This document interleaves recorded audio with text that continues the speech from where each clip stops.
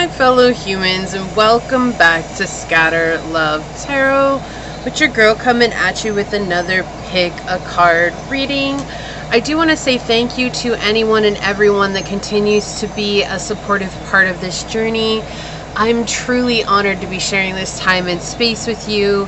And for anybody new here, welcome. This is that reminder that we're all here sharing this human experience together, and that this is a safe space to show up as your highest, most aligned, loving, authentic self. And if you are truly new here, we do things a lot differently on this channel, so I just suggest strapping in, hanging on, and we're going to find out together.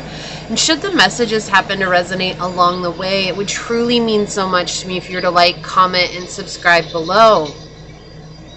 With that, today we are doing what are your ancestors helping with behind the scene or behind the veil. We are going to be using the Ancestor Spirit Oracle cards today by Jade Sky.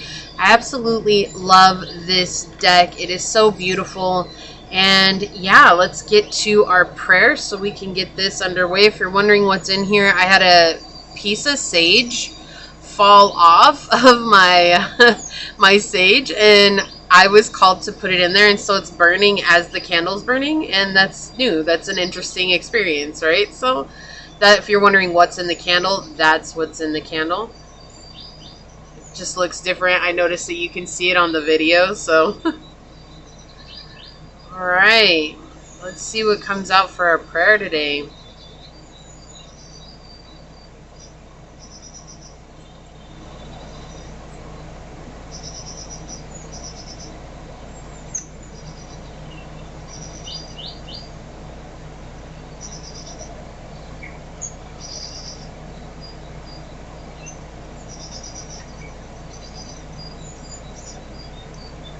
Alright, my beloved source, this prayer is for any and all who come onto this reading, whether it's for the entire time or for a moment's time.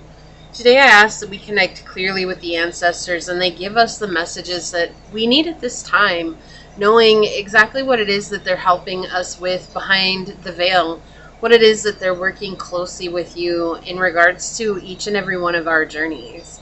Sometimes it's scary to hold this trust for the unknown and to hold this trust for the unseen.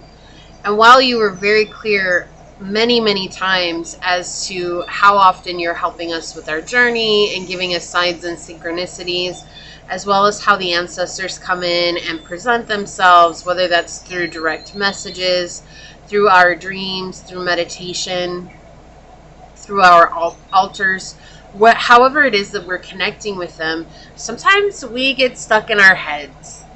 And you know this. And you know that sometimes we question the messages that we're receiving, or maybe we're not hearing them clearly or not recognizing what it is that they're bringing to us. And today I ask that you help open our hearts so that we can receive these exact messages and know that they're for us, and help us really tap into our intuitive sense so that we can truly trust what it is that's meant for us. And if it's not, that we can trust that we can let it go, knowing that that is not meant for us on this journey.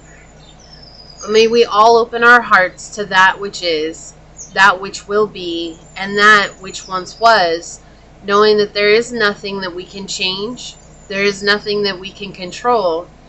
There is only us being present in this here now here moment. As these words are spoken onto this reading and upon this tribe, so shall they be. Amen. Aho. Aseh. Thank you, my beloved source. Thank you. Let me go ahead and set this up over here. All right.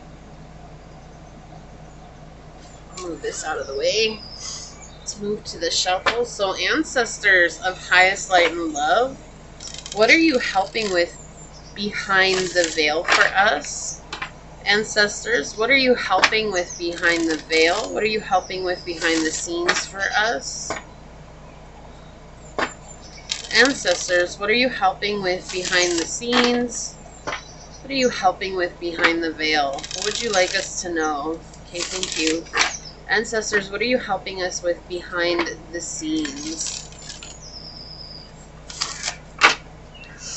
Alright, ancestors, for pile number 1, what oracle card will help us better understand what it is that you're helping pile number 1 with behind the scenes.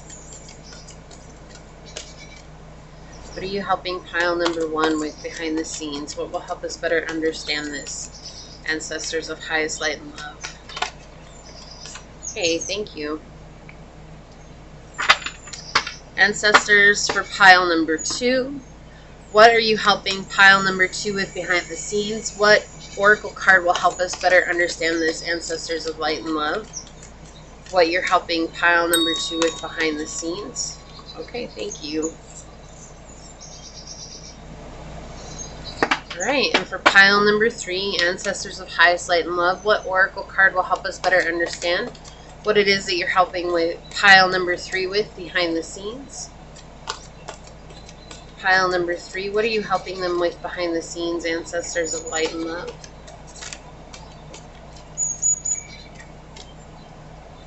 This one here, okay. Alright, collective message. Oh, I like this. Move your body. Dance, breathe, and flow. So right now, the main thing is to move so that you can release built up energy or get the chi moving in your body so that you can allow what is for you to come in, right? And it doesn't necessarily have to be through dancing. It could be through yoga. It could be through working out, jogging, walking. Just getting up and moving your body is going to help you reconnect. And in that reconnection, you'll be able to decipher messages more clearly, and you'll be able to tap in a lot easier. It will let you let go of the mind clatter and chatter that's going on that is keeping you stuck maybe in this place, or maybe replaying a story over and over again. But through movement, you can move that out of your body. And we do talk about this a lot in yoga. It is something that also, if you've ever heard of a moving meditation, this is something that you can talk about through a moving meditation. And a moving meditation would be something like going for a walk in nature while really being present with your breath, right? While really choosing to be in this moment, not getting lost in our thoughts and not being attached to our thoughts. It's not about trying to prevent our thoughts from coming in. It's literally saying, okay, I'm having this thought and letting it go by like a cloud, right? Watching it go by, not becoming attached to it, not going down the rabbit hole. Well, what if this had happened? Or what if we do this instead? Or what if this? Or what if that? Or what if that? Just being like, oh, there's that thought. Let it finish out and then let it go and focus back on your breath, right? We're not trying to eradicate our thoughts. Like, that's completely impossible. And I know when I first started, like, I believed that I needed to eradicate all my thoughts and replace them all with positive thoughts, which is impossible because we have so many thoughts in any one given moment that we wouldn't be able to do that, right? But we can be present with what is happening and where our thoughts are leading us or trying to lead us. And when we're present with that, we can then come into a higher state of vibration to help work that out of our body. It says Polynesian explorers journeyed long distances over water before settling in Hawaiian Islands around 400 CE. They brought livestock, plants, and a culture rich with ceremonial song and dance. Over generations, the settlers developed a distinct culture of their own, unique to the Hawaiian Islands. Hula is a temple dance dedicated to the gods, goddesses, and village chiefs. Usually accompanied by a song chant or musical instruments, hula was divinely gifted to the indigenous Hawaiians to connect them with their deities, their land, and their history. Hula begins with ritual blessings, prayers, singing, and chanting to honor Goddess Laka, the patron of hula and the goddess of the forests and plants. The ceremonial dancers were extremely dedicated as theirs was an important role in the community and required rigorous physical and spiritual training.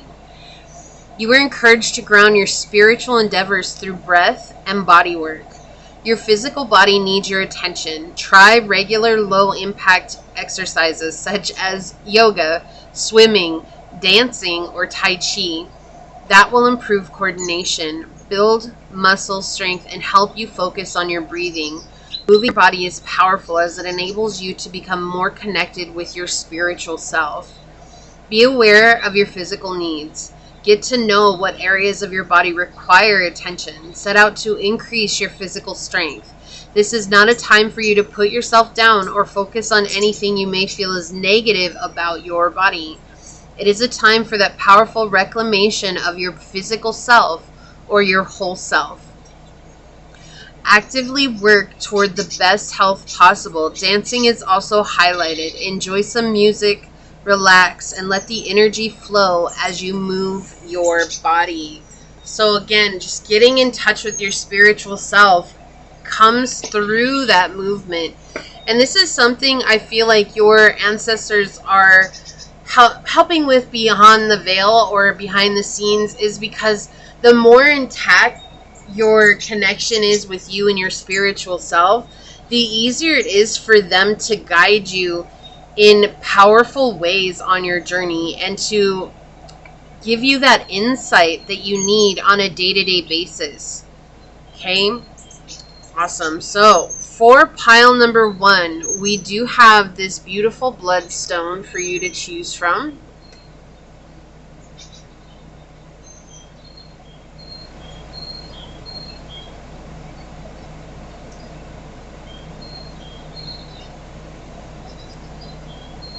Or we have this dice with the south node on it. And not necessarily getting too attached to what came out on the dice. I just roll them, and whatever they land on, that's what I choose. Just something else to choose from.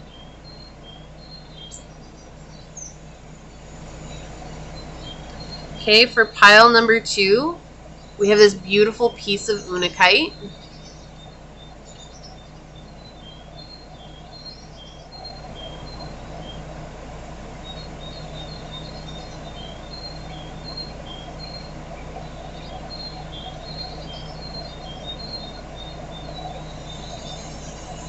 We have this dice with the north node on it, which I thought was funny that these came out next to each other.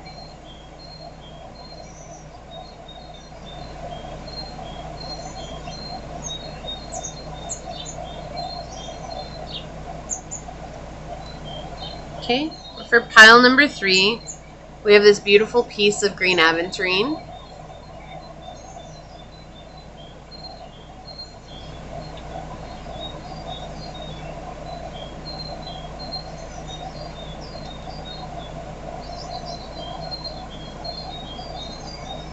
Or we have this dice with Jupiter on it.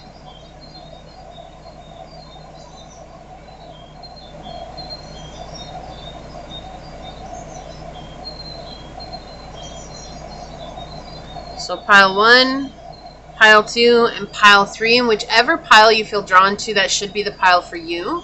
And I will see you over there. Hello, my fellow human. If you were drawn to this, wow, let me throw it on the ground. Okay, so I do feel like that's a channel message before we even get started. Feel like you maybe are thinking that you dropped the ball or that you have made a wrong decision here, and I feel like that is something that's going to be brought up in this reading. Interesting that we got South Node here, and if you didn't catch the shuffle, I talked, or the pick where you pick your pile, I talk about how when I do these, I usually just toss them on the table, and whatever it comes up as, that's what it stays as. And it's oftentimes that they have something to do with the reading in and of itself. So for me to just drop the bloodstone there, I feel like you maybe are feeling like you dropped something recently, or you dropped the ball somewhere, or also there could be a drop in blood pressure as well, considering that this is the bloodstone. So those are coming through really strongly right off the bat, but let's get back to it. If you chose this beautiful bloodstone, if you were drawn to this dice with the south node on it, Or if you were drawn to this card during the shuffle, this is going to be a reading on what are your ancestors helping with behind the scenes or behind the veil. First, I do want to say thank you to anyone and everyone that continues to be a supportive part of this journey. I'm truly honored to be sharing this time and space with you. For anyone new here, welcome. This is that reminder that we're all here sharing this human experience together, and that this is a safe space to show up as your highest, most aligned, loving, authentic self. If you are truly new here, we do things completely different on this channel, so I just suggest strapping in, hanging on, and you and I are going to find out together. If the message should happen to resonate along the way, it would mean so much to me if you were to like, comment, and subscribe below. So with that, let's hop to it and find out what else your ancestors would like to come in, considering they're already standing present very strong. So ancestors of highest light and love, what are you helping pile number 1 with behind the scenes? What would you like them to know today? Ancestors of highest light and love, what are you helping pile number 1 with behind the scenes? Okay, so it's interesting. I'm getting this weird feeling of exhaustion. Like, it's been really hard for you to do anything, or like you want to do things, but you don't have the energy to do things. There's a lot of exhaustion, which is funny because with the bloodstone, when I said that, I'm getting that feeling of blood pressure dropping. And it could be even blood sugar. Maybe it's your blood sugar that's dropping, or blood pressure that's been dropping recently. Did you change the way that you're eating, or are you eating really unhealthy? Or even if you switched up, I do feel like someone here is like, no, I started eating healthier. And they're saying that this is part of the acclimating period for you to really start to see a balancing out of things. So there's this period where you're going to feel these ups and downs because your body's trying to readjust to whatever it is, the changes that you recently made. And they're helping with this, but I do feel like if it's because you're eating healthier, and this isn't going to resonate with everyone, but I feel like it's for those of you that have chosen to eat healthier, your ancestors have been impressing this upon you quite a bit recently, over at least the last year, but for many of you, it could be the last 3 or 4 years, okay? And now that you're making this change, now your body is in a bit of shock, but it's also very grateful because now it's able to process things a lot better. So for those of you that haven't changed your diet, or maybe you're eating less healthy, it's because your body is trying to tell you that we need to focus and really pay attention to what we're consuming. And maybe that could be even social media as well. What you're consuming, what you're watching, is it positive? Is it negative? Is it leaving you feeling a certain way? And really honing in on what emotions are arising while you're consuming things. You know, are you binge eating because of stress, or are you feeling like things aren't going to work out for you, and so you're eating to fill in that, you know, to cover up those emotions? Or maybe you're feeling like things aren't going to work for you, and so you're starting to doom scroll or something along those lines, right? That's what this really feels like. And you being tired is your body's response to saying, hey, we need to do things that are more in alignment with our journey, such as going outside, being in the sun, being in nature, getting our feet in the grass, getting our feet in the water, you know, maybe spending a whole day outside. What does that look like for you without your devices? You know, and I know it's so much easier said than done, but I do feel like once you do this and you're able to break away, you will be getting the direct answers that you need. Wow, it was such a huge message for us to even not even have the dice out yet or know what they are. Okay, so we've got the 10th house, we've got Mercury energy, and we've got Leo coming in. Something about the things you're disciplining yourself to do and being honest with yourself as well. I feel like you're putting a lot of effort into work, okay? Whether that is the job that you have, your career, a business you're building, something you're doing as a side hustle, something you're creating. you are picking up more hours, you are trying to put in more hours, you are doing your best to show up. And for this would make sense for many of you if you started eating less healthy because of a lack of having time to maybe make a lunch and take it to work with you, or you're picking up, 10 extra hours a week. That might not seem like a lot, but it is. That's a lot. 2 extra hours a day, that's a lot, right? Even an hour a day extra is a lot, and that might not seem like a lot to some, like a bystander, right? Like, oh, that's no big deal. It's only 10 hours. Yeah, but a 10-hour shift is a long shift. That's a long time to be somewhere just for the sake of, your paycheck, or just for the sake of paying off this bill or getting something extra, going on vacation. And so it's also, I feel like what they're helping you with behind the scenes is helping to reward you for the effort that you've put in. And that could come in the form of a leadership position. That could come in the form of appreciation as well. I'm not really getting a raise with the dice, but we'll definitely look into that more as we get the tarot out. But the main thing here is to really communicate honestly with yourself. Is this something you can viably do without harming yourself, right? Like giving yourself this extra time, or do you need to maybe make self-care a priority? Because we see that you're disciplined.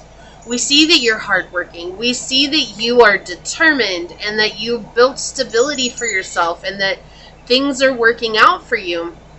And this is in no way saying like, oh, just, pull the plug and don't do anything at all anymore. No, it's just saying like, is it more conducive to your journey for you to, instead of working 10 extra hours a week, work 5 extra hours, and then those extra 5 pour into taking a bath and getting a massage and, giving yourself a massage, relaxing in peace and quiet, right? Like, what is going to be more effective for you in the long run that's going to keep you wanting to show up while still putting forth that extra effort towards what it is that you're building?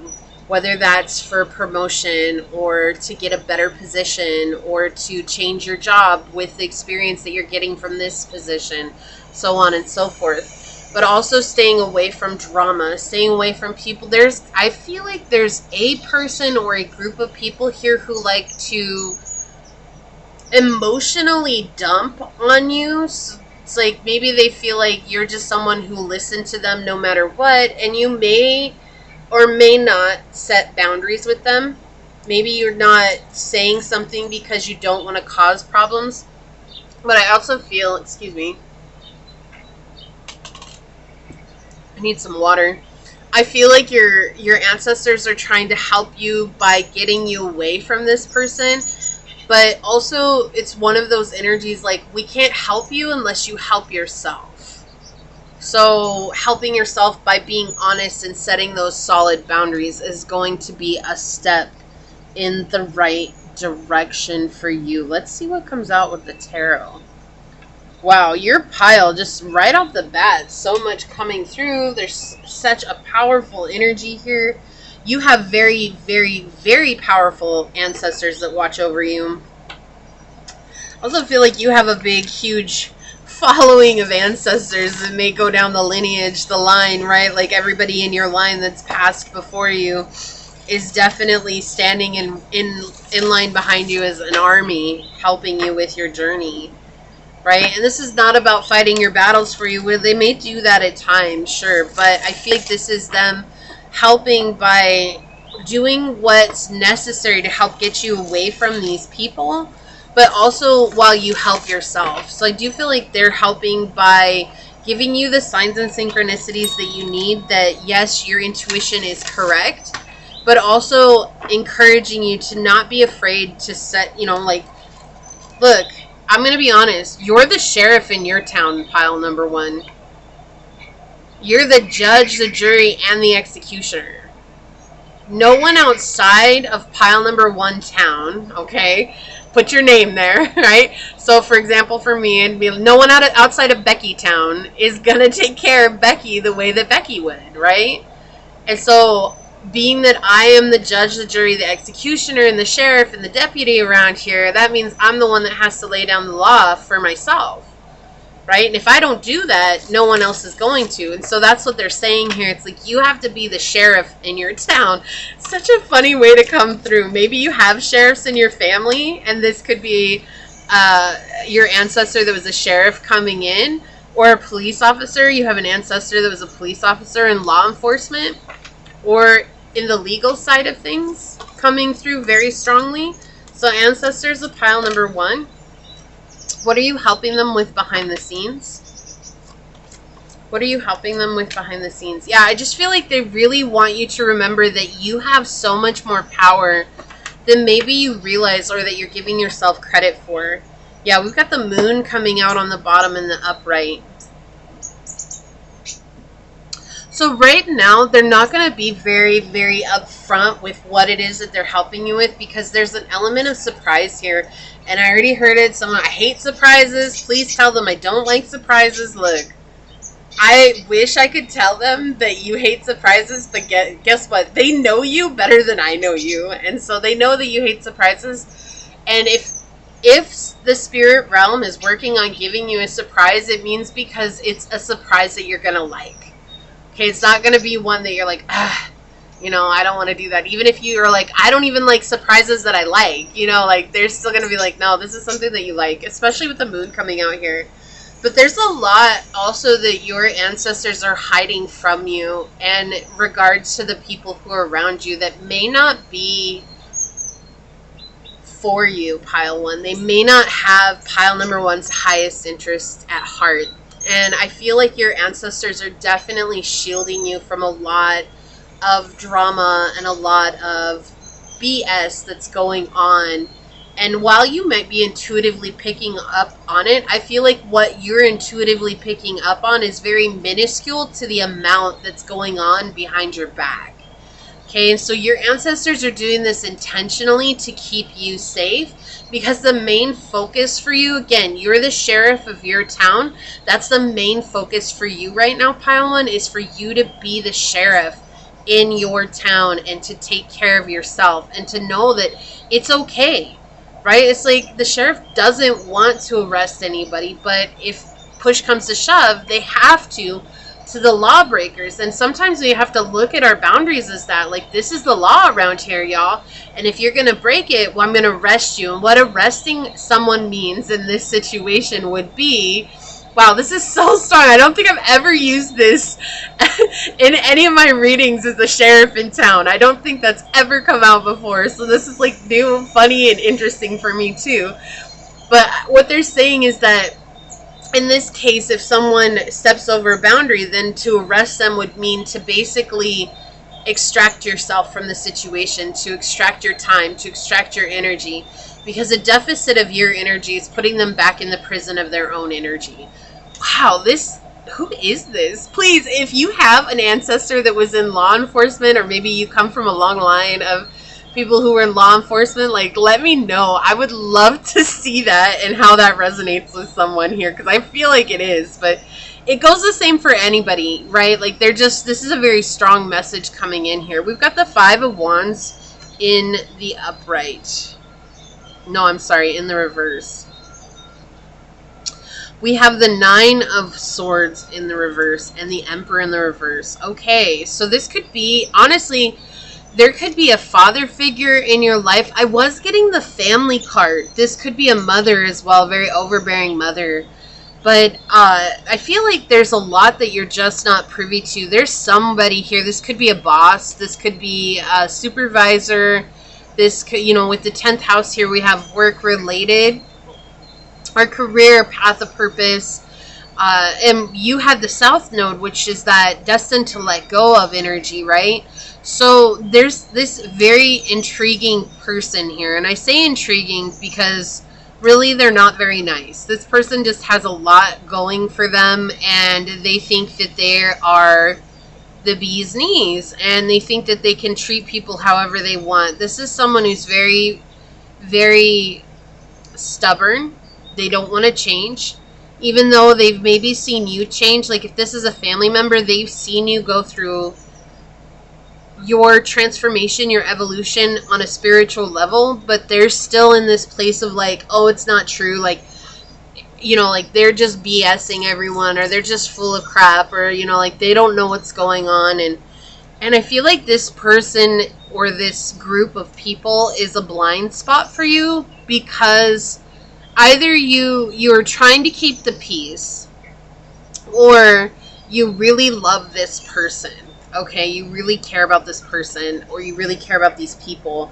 And that's really hard for us when we have so much emotionally invested into a situation, for us to draw away from it. Even when it is toxic, it's still something that's very difficult for us to draw away from.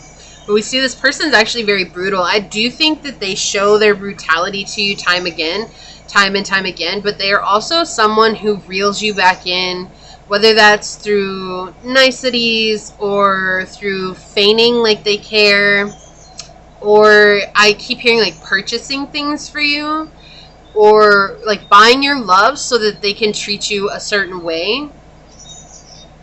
And I feel like your ancestors are shielding you from the actual reality of this person's, the full blast of their toxicity. Your ancestors are helping behind the scenes with this. And whether that's through them maybe working with their higher self, and their higher self is making them sick, or their higher self is making them feel a certain way, or their higher self is making them feel, you know, or go through a lot of difficulties all of a sudden. Like you might see this person lose money, you might see this person lose face among people, you might see this person lose popularity, you might see this person become incredibly dramatic in front of a whole bunch of people and then act like they didn't do anything. And again, I'm not here to diagnose people, I'm not here to say what people are or aren't. I'm just saying these are the traits that are coming through. And so with the moon on the bottom here, I do feel like your ancestors are hiding the full battalion of this person, because they're a battalion for you. That's interesting. Maybe you had ancestors in the military. It's just an interesting, a very, very law-focused pile here, even though we don't have like justice out here. You know, we do have, this could be an Aries, a Pisces, a Gemini, or a Leo. Heavy Leo energy, could be Capricorn, could have very Capricorn highly aspect in their chart, Gemini or Virgo highly aspect in their chart. You could have a Gemini Sun, Moon, Rising, or Venus, Gemini 10th house, Mercury placements that are very benefic. And for someone here, there's Mercury retrograde on your chart. Okay, so that's coming out. Let's see. Let's get a little bit more on this. Ancestors, what are you helping pile number one with beyond the veil? Okay, this one wants to come out, and this one wants to come out. On the bottom, the chiefess, we've got strength. Strength tested. Yeah, they're helping you to like draw back into your internal strength and to recognize that your power is innate within you. And they want you to draw on that and know that it's okay for you to stand in your power, even when it comes to this person, which is easier said than done, we know, but we're helping you with this. And that's why it's more self-focused here. It's like maybe you're giving this person too much time, or maybe that's why it's like if this is a boss and having to work those extra 10 hours every week with this person, it can actually be very detrimental to your soul. Even though you might need the money, even though you might need the hours, but would it be more beneficial for you to maybe cut that in half and then take that other 5 hours and really pour back into yourself? So we have the Conjure Woman with manifestation. We're helping you to manifest what it is that you've been asking for, right? So whether that's a promotion, a raise, freedom from this person, maybe on a way to just make sure that you don't have to really have this person in your life any longer. The thing here is to have faith and not let this person or these people bring you down energetically wise. That's by maintaining those very strong boundaries. And we see here, right? Here you have the ancestors behind her. It's like this energy of being protected. People don't know how protected you are. But look, we also have Saturn up here. So we do see that this is something that's very much a struggle. And it's playing very highly on your emotional well-being. So to stay grounded here is vital. And remember that through all of this, you're learning how to blossom into this beautiful soul. And you're evolving at a great speed. But it doesn't mean that you, even though we evolve spiritually, it still means that we feel things, right? And I feel like that's the thing. There's a lot that's playing on your emotions right now. And they're helping with that. And they're making sure that you're not getting, like, this person or these people, they really don't want to see you succeed is what this feels like. Yeah, the goddess circle with the wheel of change. This is like the wheel of fortune here. So, right, this is not being able to see the red flags or not recognizing, or maybe just being stuck in your mind when it comes to this person with the 9 of Swords in the reverse. And then for the wheel of change to come out here, we see that once you're able to let go of the mental connection, because there's this more of a mind connection here with Mercury coming through as well, and Gemini energy being very present. This is more in your mind, and it's not to say like, oh, just get over it or anything like that. That's not what this is. It's there's something that like mentally is holding you to this person, and it could be the illusion or the role that this person has in your life, or the illusion that this person has forced you to believe in, or has, you know, pressed upon you. Maybe they didn't force you to believe in it, but it's been cemented over time. Their reality has become your reality. And it's like listening to your consciousness and the little devil on your shoulder, right? The angel and the devil on your shoulder here. And it's just remembering that this person's voice, are you paying attention to the little devil within you, right? Is it this person's voice, or is it these people's voice? And what does your spirit sound like? Because your spirit's always going to come through, or your ancestors in this case are always going to come through in a very loving manner. They're going to be there for you. Look, we have 1 and 10. So again, having faith and trusting that they're there for you. And then we have 41 with the Father of Earth, generosity. This is the King of Coins. This is energy saying that what they're helping you with is financially or stability in this realm, right? There's going to be a change here. There's going to be this growing of stability in your life with the 10th house here, with this coming through, seeing the Emperor, even though it's in the reverse. It's like, this is you leaving a legacy here, right? But if you notice, his beard is growing with the grass. So something that's taking a long time, and it's something that is, while we wish it were to happen overnight, maybe it feels like it's already been so long, it's still going to take some more time here. But the reason why they're helping you to stay safe from this person's energy is so that you can truly focus back on the things that matter for yourself.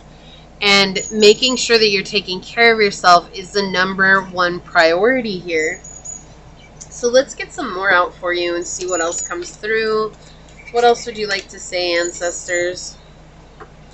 Okay, on the bottom, yeah, we have sextile with a combination of tension and flow, potential in a rewarding situation. This is helping you to grow in a very beautiful way, even though it's a very difficult situation. Right? And it's like, how can I grow through the challenges? But it's actually challenges that make us grow the most, right? Through adversity, we actually gain the most experience. We have Tortoise coming out. You're too fragmented, so do whatever it takes to get grounded. We've been talking about that this whole time. Getting grounded is so vital for you right now, right? Especially with the Father of Earth coming out, Virgo energy. It's like when you're grounded, you're going to be able to deal with this situation, this person, these people, and you're not going to feel uprooted or taken away, or like they're taking away your energy, or like you're trying to battle them spiritually and then ending up exhausted. Look, we have Kiwi. I can't with you. So amazing. It says do a walking meditation each day for the next week. Did we not talk about that at the very beginning of your reading? to do a moving meditation? No. You know what it was? It wasn't at the beginning of your reading. I'm going to tell you what it was. And if you didn't catch it, I'm just going to show you. This came out on the bottom for the collective energy. This came out, and that's what we talked about in the collective energy, was to do a walking meditation.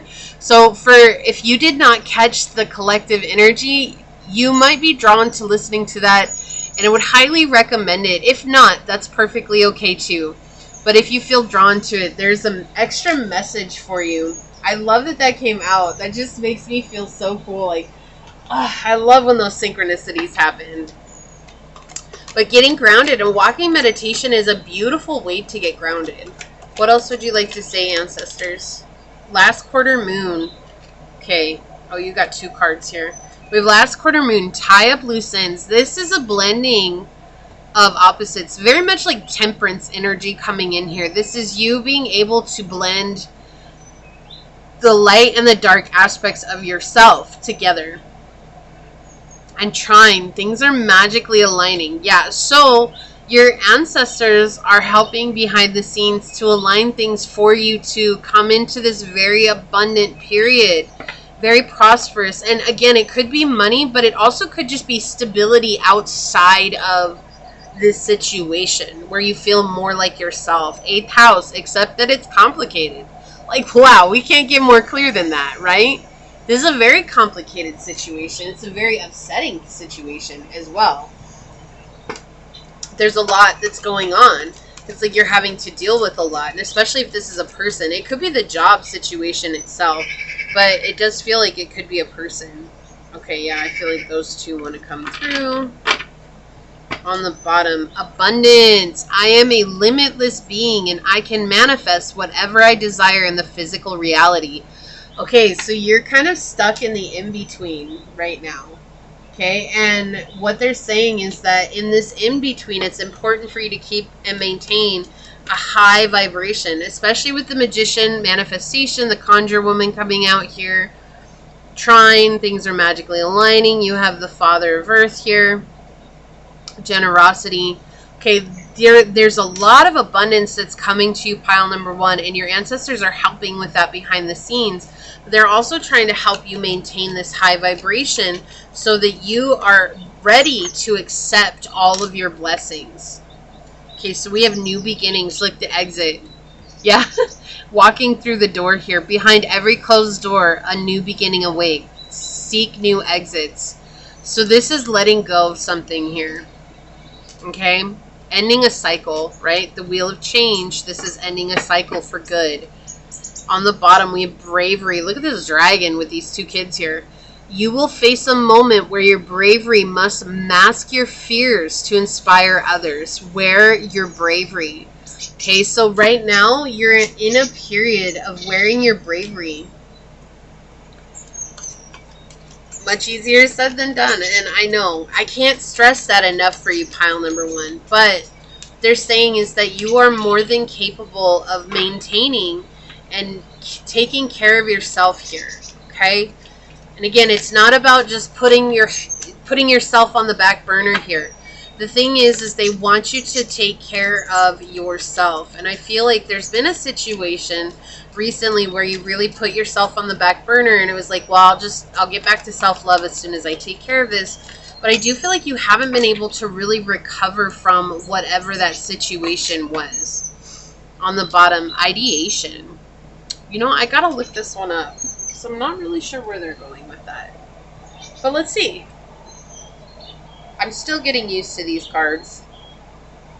I love them. Okay, I believe this is red. No, then it's pink.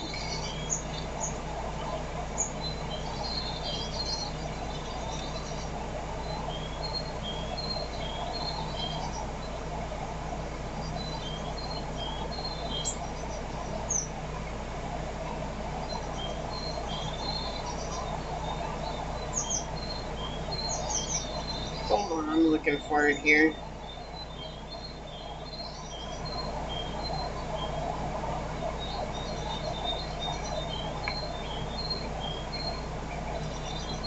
Alright, just a second. So funny. I couldn't even find it. And I finally found it, like after going through every page. It says this card is about the growth of ideas and new projects in your life. Now is the time to focus on creating a safe space for your creative endeavors. This moment is just for you and your project.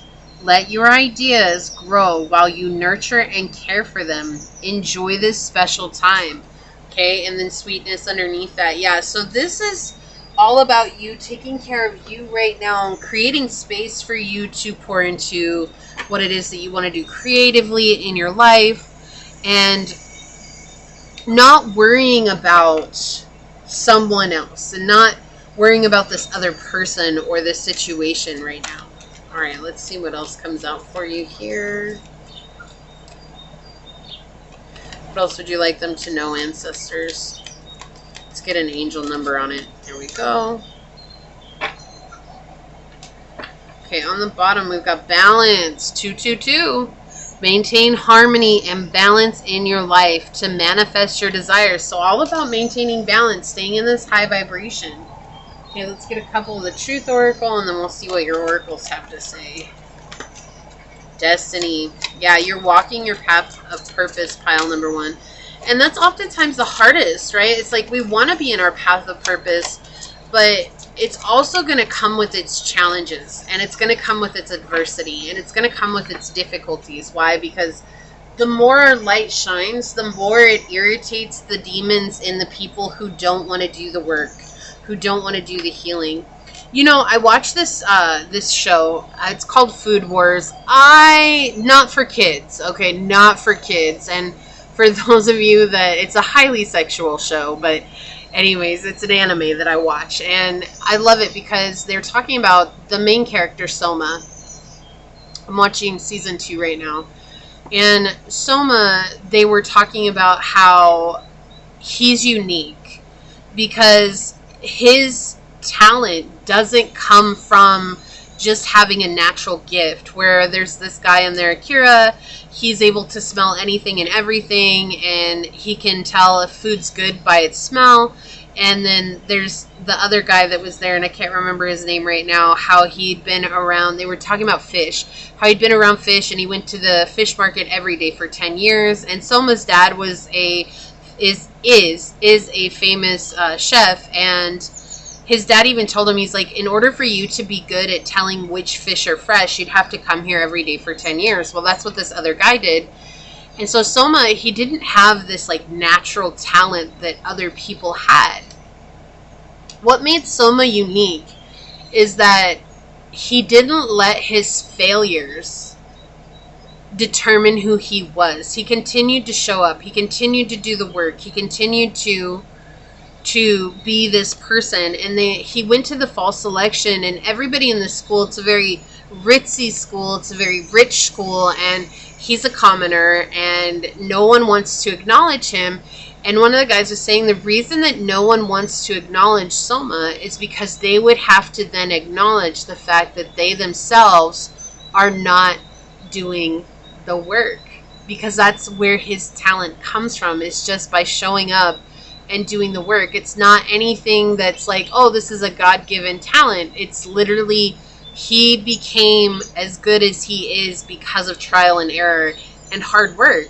And I feel like that's exactly what you're going through right now. It's like you're showing up and doing the work and gaining experience as you're showing up. And it's rubbing some people's demons wrong, because if they were to acknowledge your efforts, and if they were to acknowledge your talents and your abilities, they would also have to acknowledge the fact that they themselves couldn't do the work, or that they don't do the work. And that's what's hard. And this has been a part of your destiny, was hard work all along. And that's why it's so slow, right? That's why this is a slow moving process. It's not that you're not gifted enough to do it, but it's almost like you're unlocking the gifts that are hidden deep within. And so your ancestors are helping with this, but there's a purpose to that, because maybe there's a healing that needs to be done around expectations or entitlement in your lineage, right? Not that you are, or that you feel that way, but this may be something that you are healing within your lineage. And that's why It's all about taking the time to show up and put in the effort and to learn from it. So we have destiny with responsibility, road, and shackles. This is a part of your destiny, and you're freeing yourself from something that once had you and your ancestors in lock and cage, right? Like under lock and key. Generous, give with an open heart, offer without expectation, and unconditional love. I feel like you are a very generous person here, and your ancestors love that about you. And it's through those offerings that you're actually opening up to even more unconditional love in your life. So there is a huge blessing. I feel like this is a windfall of blessings. It's not just one thing. There's many things that are coming all at once. We have fire energy here, Aries, Leo, Sagittarius, confidence, optimism, passion, and bravery. So bravery coming out again, bravery coming in. This is going to take you being brave. And they know that that's not that you're not a brave person, but when it comes to the situation, that might be a challenge for you. But remembering that our adversity is what makes us grow stronger. Vesta, fuel your inner fire. So a lot of fire here, right? While it's a slow-moving process, this feels like a slow burn. You're just continuing to throw coal on the fire as you show up, which is what keeps your inner fire fueled. We have imagination. I embrace and nourish the creative aspect of my mind. So again, pointing towards this is something that you're creatively doing. You're very creative. You're very imaginative when it comes to this. And that's why it's so important for you to continue to pour into that part of yourself. And ignore everybody else out there that doesn't have good intentions for you or isn't cheering you on. Gratitude. I'm thankful for this life and the opportunities that it presents. So your ancestors want you to stay in this state of gratitude. Again, that high vibration. You don't get a higher vibration than gratitude. If you're ever in a low vibration, start saying you're thankful. And if you don't know what to say thank you for, just say thank you, thank you, thank you, thank you, thank you, thank you. You're going to start to feel a shift in your energy, because gratitude is one of the highest vibrations that we can come into. It's very closely related to unconditional love. It is a high vibration. The universe within. Oh, I love this. Your thoughts influence your reality. Choose hopeful and positive ones. Clarify your core beliefs. Right? So again, back to what we were saying. What are you consuming? Right? Taking care of the internal universe is vital for you in this time. Abundance. Again. Wow. Wow. So what are your ancestors helping you with behind the scenes? We have abundance. It's not just money. This is so many things, right? But I told you in the beginning we were going to dig into that, and they're coming through with multiple confirmations of abundance coming to you. Right? Abundance, abundance, abundance, abundance. I'm going to put that out. We've got caution. Being careful, right? Like, don't just... Like, when things shift for you, because inevitably they will, while it feels so good to want to scream that off the mountaintop, what they're saying is that this time, keep it to yourself. Keep your success to yourself, because there's people here who don't want you to succeed. And they're going to do everything in their power to make you fall from grace. And they won't be able to. But the more that you talk about it, the more that you share it with people, especially if you don't trust these people or don't have good feelings towards these people, then, you know, and why would you anyways? But like I said, there's a closeness here. There's a caring about someone or a group of people here. And so you might unintentionally share or overshare here. And that's what they're saying.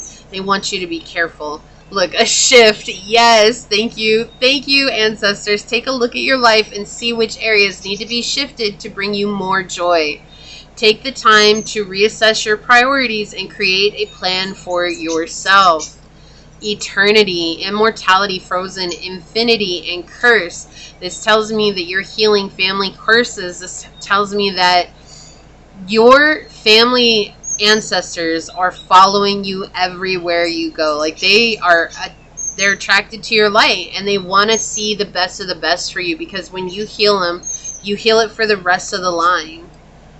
Purity, innocence, holiness, humility, and virtue. They want to see you purify the line, and it seems like a huge responsibility, but it's for purpose. threat, fraud, natural enemy, and deadly threat. Yeah, so there is someone here, there's something here that is a threat, and that's why they want you to be cautious here, okay? So let's see what your ancestor card is. I'm going to read this from the book for you, if I can find where, oh, here it is. I don't know where I put the book. Oh, look at this. Take time out, siesta, recharge, and rest. Okay, so you've been feeling drained, and it's time for you to take some time out for yourself. So I was saying earlier, it's like, instead of working so hard, can you find a good balance to working and giving, right? All right, let's see. Take time out. It says the ancient Romans are known for conquering lands and having large, strong armies, but they were not just soldiers. They were amazing architects and engineers too. They built roads, walls, bathhouses, and aqueducts. Wealthy Romans enjoyed a variety of luxurious foods and wines, which they imported from all around the empire. The early Romans divided their day into 12-hour periods, depending on what light was like and the time of the year.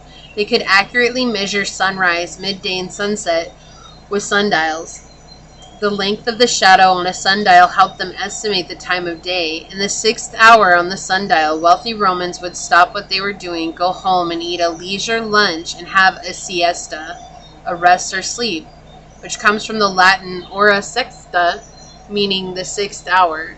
The important thing about the siesta was that it allowed the Romans to rest physically, mentally, and spiritually before they tackled the remainder of their day. It says this is a reminder that you need to nurture yourself. Even if you can't have a siesta, stop and recharge throughout the day. Have a cup of coffee or tea. Go for a walk on your lunch. Take time out to nurture yourself. Rest and look after your physical body. It is essential to do this before you become too tired or disconnected from your spirit and your energy. Woo. Practice setting firm boundaries. I cannot make this up. So you have time to nurture yourself. Don't let other people's dramas and energy interfere with your self-care. It is important to look after your energy, so don't feel guilty about making rest and reflection part of your routine. Visualize a safe place and see yourself making a cocoon around you. Go to this place whenever you need to recharge. And isn't that funny? Because we were talking about being the sheriff in your town. And that's exactly what they're saying. Like, you got to set those solid boundaries. You got to be firm. If you don't take care of you, who else will? All right? Wow, this was an incredible reading. So this is what I see here for you, pile number 1. If you feel like this is your reading, leave the little Z emojis down below, like the sleep emoji or the ZZZ, and say, I choose to make a safe space so that I can recharge emotionally, mentally, and spiritually, knowing that it is this that allows me to have the strength to face my day with courage and bravery. And if it resonated with you, it means so much to me if you're to like, comment, and subscribe below. And if you're interested in supporting the channel further, check out the description box. It has everything you need, including how to reach me for a personal reading, as well as how to join as a member here on the channel. And with that, I do want to take a quick second to thank your guides, your spirit messengers, your angel source, and my spirit guides for coming together to give us this very powerful message. And a special shout out to your ancestors for being present since the get-go. And with that, pile number 1, until next time, stay human. Bye. Hello, my fellow human. If you were drawn to this dice with the North Node on it,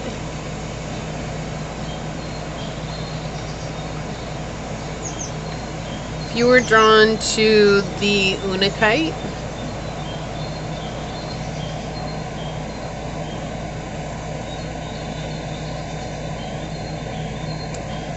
or if you're drawn to this card during the shuffle, then this is going to be a reading on what are your ancestors helping with behind the scenes. I do want to say thank you to anyone and everyone that continues to be a supportive part of this journey. I am truly honored to be sharing this time and space with you. And for anybody that's new here, welcome. This is that reminder that we're all here sharing this human experience together, and that this is a safe space to show up as your highest, most aligned, loving, authentic self. And should these messages happen to resonate with you, it'd mean so much to me if you're to like, comment, and subscribe below. And if you are truly new, we do things a lot differently here, so I just suggest strapping in, hanging on, and you and I are going to find out together. So with that, let's hop to it and find out. Ancestors of highest light and love, what are you helping pile number 2 with behind the scenes? Ancestors of highest light and love, what are you helping pile number 2 with behind the scenes? What would you like to say today? Okay, it came out, we've got Mars energy, 5th house, and Aquarius energy. Okay, you could have Leo, Aquarius, or Aries energy highly aspect in your chart. You don't have to, but that could be Aquarius, 5th house, Mars in the 5th house. Also, I'm hearing, I don't know why, but retrograde is coming through here, so maybe Mars retrograde. So that's interesting. Leo in the 9th house. Sagittarius, north or south nodes. Okay. So maybe you want love, right? Or you want companionship. It doesn't necessarily have to be romantic love here, but you want some sort of companionship with the 5th house. Someone to enjoy life together with, have fun with, you know, hang out, have drinks, have adventures with. Especially with the 5th house next to Aquarius energy. This feels like more like friendship than it does romantic, but this could be something that would eventually turn into romance after having built a solid friendship. Okay? I do feel like this is something that you have desired, and your ancestors are helping with this behind the scenes. They're doing what they can to make sure that the puzzle pieces fall in place, and they inspire you to go to the places that you're meant to go, so that everything will unfold the way that it is meant to for you to meet this person or even these people. Soul tribe. Okay? I do feel like there's this energy here of you finally learning to be completely okay with yourself. Right? Finally being present with yourself in a way that is like, no matter what, if I see the flaws I saw before, now I am embracing, and I'm trying to see them from this beautiful place. Right? And of course, it's just a practice, and it's taking patience from that. But I do feel like your ancestors have been inspiring you, or sending songs to you that will help inspire this, or sending messages to you that will help inspire this. There's this song, it's interesting, it's coming up. I just heard it this morning for the first time, and I feel like I fell in love with the way you are. I think that's the name of the song, and I can't remember. I know it's featuring Bryce Vine. I can't remember the actual singer on it. It's like Charles or something. If you know what song I'm talking about, definitely comment it down below for other pile twos. But what it says in there, it's like, God made you, and he doesn't make mistakes. And I fell in love with you just the way you are. What you see as flaws, I see as beautiful, baby. And that's what I feel like your ancestors have been helping you with that behind the scenes, is like seeing yourself through eyes of unconditional love. And it's interesting that we're getting it with this really fiery energy, but it's almost like they're doing their best to help you really focus on yourself with true passion and love, and seeing yourself through the eyes of a lover. And I feel like you've been doing a really good job with this. I feel like you've definitely stepped up a lot when it comes to this, and it's parts of yourself that you maybe felt were very ugly or very unsightly, or again, those flaws, right? Like what you felt as flaws before, suddenly something has shifted, and now you're seeing them through different eyes. You see that, oh wow, this edge that I thought was so sharp and unsightly is now has this nice curve to it, and I can really appreciate this part of my body, or I can really appreciate this part of me. And that's what it feels like. And I feel like this is also what your ancestors have been doing in order to help you attract your tribe. Because when you love yourself unconditionally, you will attract people who love you unconditionally. And there's this feeling that they're impressing upon me that it's like you've had a very hard life. And you've had a lot of judgmental people in your life. And you've had a lot of situations where maybe people did you dirty.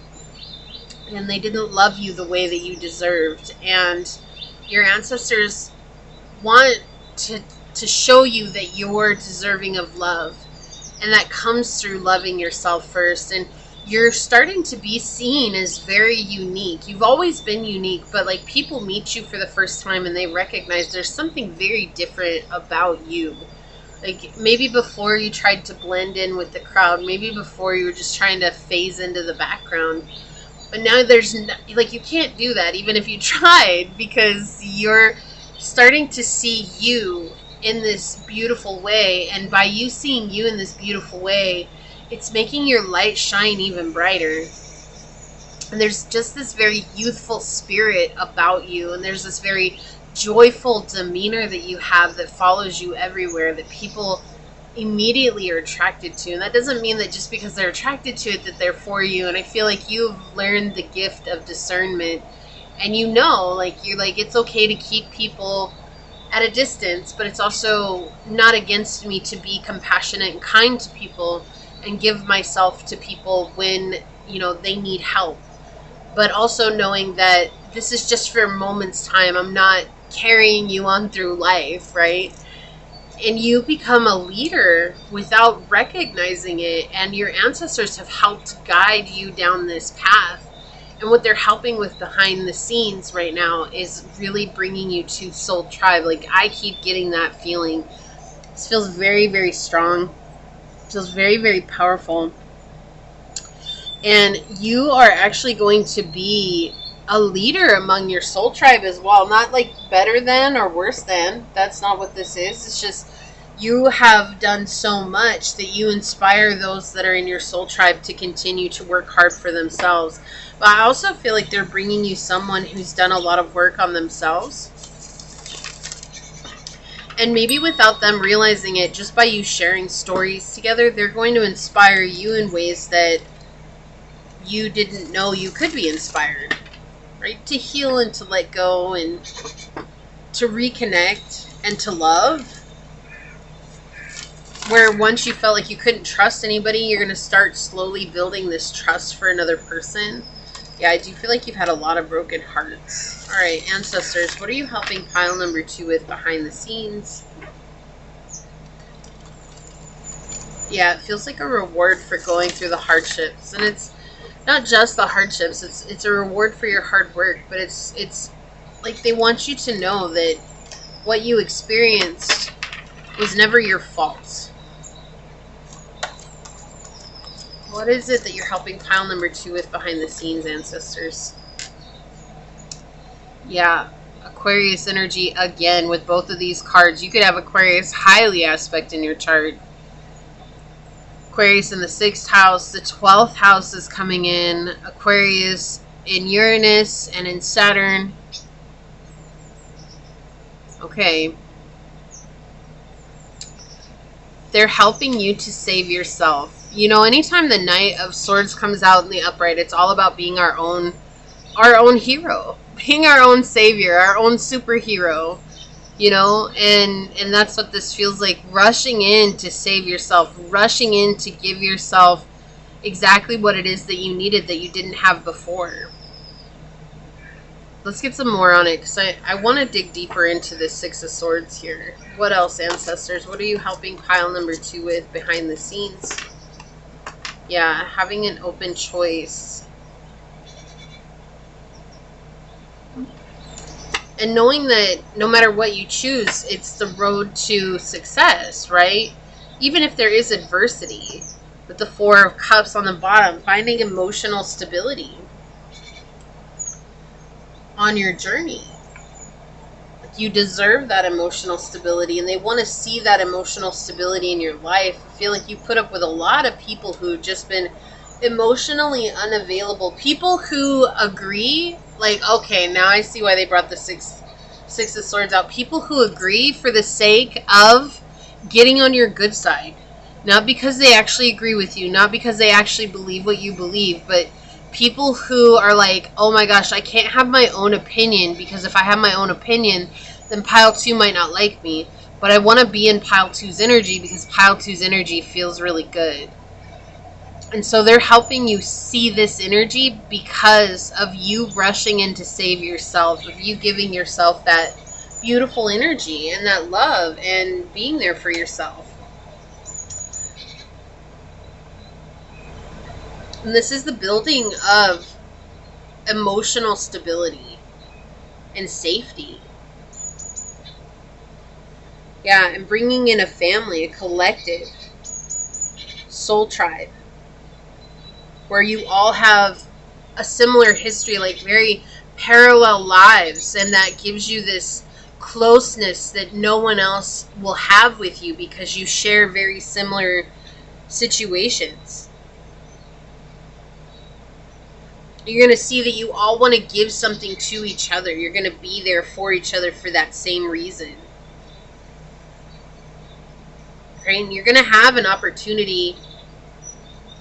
Some of these might come in brief encounters, some of these people, but I do feel like you're going to have an opportunity to choose someone in your journey.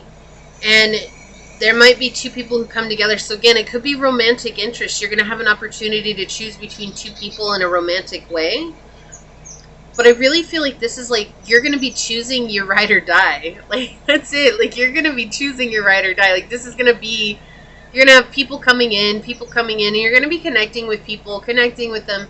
But there's going to be 2 people where you're going to be like, oh my gosh, like, I really like these 2 people. And you're going to make the choice that's best for you at that time. And it's not that you're letting go of the other person. It's just that there's a better sense of camaraderie with an individual here that you're going to have a choice with.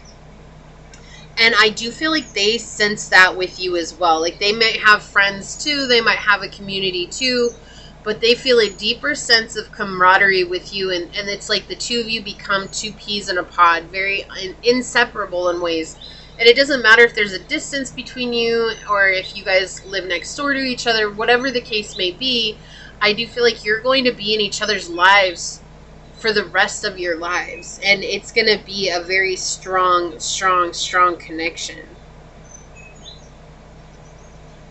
And it's all because of your ability to stay on your path and to persevere and to let go of the hurt. Like, you're not letting people's worries and fears get the best of you. You're not letting people determine who you are because they can't choose who they are.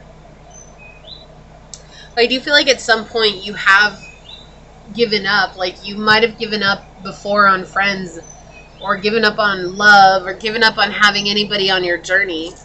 And your ancestors re-inspired that by bringing someone in, or bringing more people to you, or showing you how attractive you are, showing you how magnificent you are, by helping you see yourself through eyes of love. So the shift comes by seeing yourself with these renewed eyes. Yeah, and committing to that. This was the gift. Ooh, that was the gift. The commitment to seeing yourself with eyes of love. Oh, I love that. 14:41 on the clock. Let's see what else comes out. Ancestors, what else would you like to tell pile number 2? What have you been helping them with behind the scenes? Oh, okay. Alright. Bottom of the deck, we've got the Father God. Radical truth. This is the, what you might think of as the Pope, right? This is that same connection. And isn't it funny that this came out and I was getting that song channeled in. It's like, God made you and he doesn't make mistakes. It's like the radical truth. It's like you were made by the Creator. Whatever you call the Creator, it doesn't matter. God, source, whatever, the universe, all those things, all wrapped up into one spirit. None of it matters the name that you call. what you believe in. Okay, the thing is reminding yourself of that the Creator created you exactly as you are. And there's no mistake as to why you were created the way you are. And believing that and holding that belief oftentimes is a challenge, because society tells us we have to be what we see in magazines, or what other people expect us to be, or that because we're so different that we don't have a place in society. And that's not true.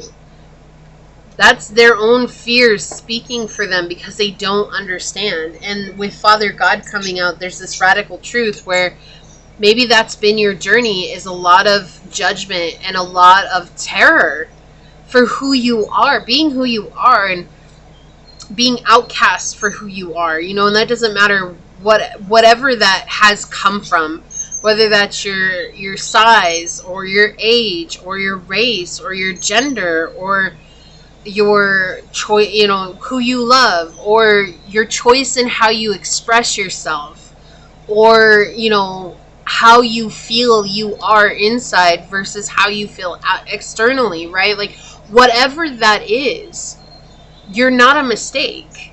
You've never been a mistake. And if someone's made you out to be a bad guy, or like you were a mistake, or that you are a mistake, they're the ones that don't know the truth. They're the ones that are seeing with eyes of fear, not eyes of love. You know, Source didn't say, I'm going to create you this way so that I could judge you. I created you this way because we need to come back to a sense of love. And sometimes it takes very radical changes for us to shift back to a sense of love. You know, it's interesting. They're bringing up a story of something that I experienced last summer. Last summer, I was at a little car show in Ohio. It was in near Buckeye Lake. Okay, it was near Buckeye Lake, but it was actually in, I think it was in Heath, I think is the name of the town. But it was a little car show that they had at the mall, and I stopped with my family, and we were walking around taking pictures. It was a lot of fun, right? Talking with the people who had their cars there, and they were so much fun. And I ended up running into a lady there, and her and I ended up talking. And she asked me what I did, and I told her, and she's like, oh, that's amazing. She gave me her card. She was a minister at a church. And she said, you know, I go to a very open-minded church now, because she was raised in a very closed-minded church. And she then explained to me that her child, one of the children that she had, was gay. And that it really made her stop and think about her faith, because that was what she even told me. She's like, God made my child, and he doesn't make mistakes. And so if I'm going to sit here and judge my child based on what a church's teachings are, you know, like, I'm in the wrong, because I'm not actually believing the truth, which is that this is not a mistake, right? And I don't want my child to go through the trauma of me trying to change them, which some people have, and that's awful. The stories that are in that are just absolutely heart-wrenching. And she said that she ended up leaving the church that she was at, and she went and she was searching for another community that was more open-minded. She said, my own child rocked me to my core, and rocked my faith to my core. And she's like, I had to choose what was more important to me, believing these teachings or loving my child. And she's like, at the end of the day, what will always win is loving my child. And we had, I mean, it's just a powerful, powerful conversation. And I was shocked that she shared it with me. And even her husband was like, why did you share that with her? And she's like, I don't know. I don't know why I shared that with her. It just felt like I could, and I felt like I needed to share it with her. And I was like, so there's an element of healing there to be able to receive this story and to be seen in that moment. And I feel like for her, that was very healing.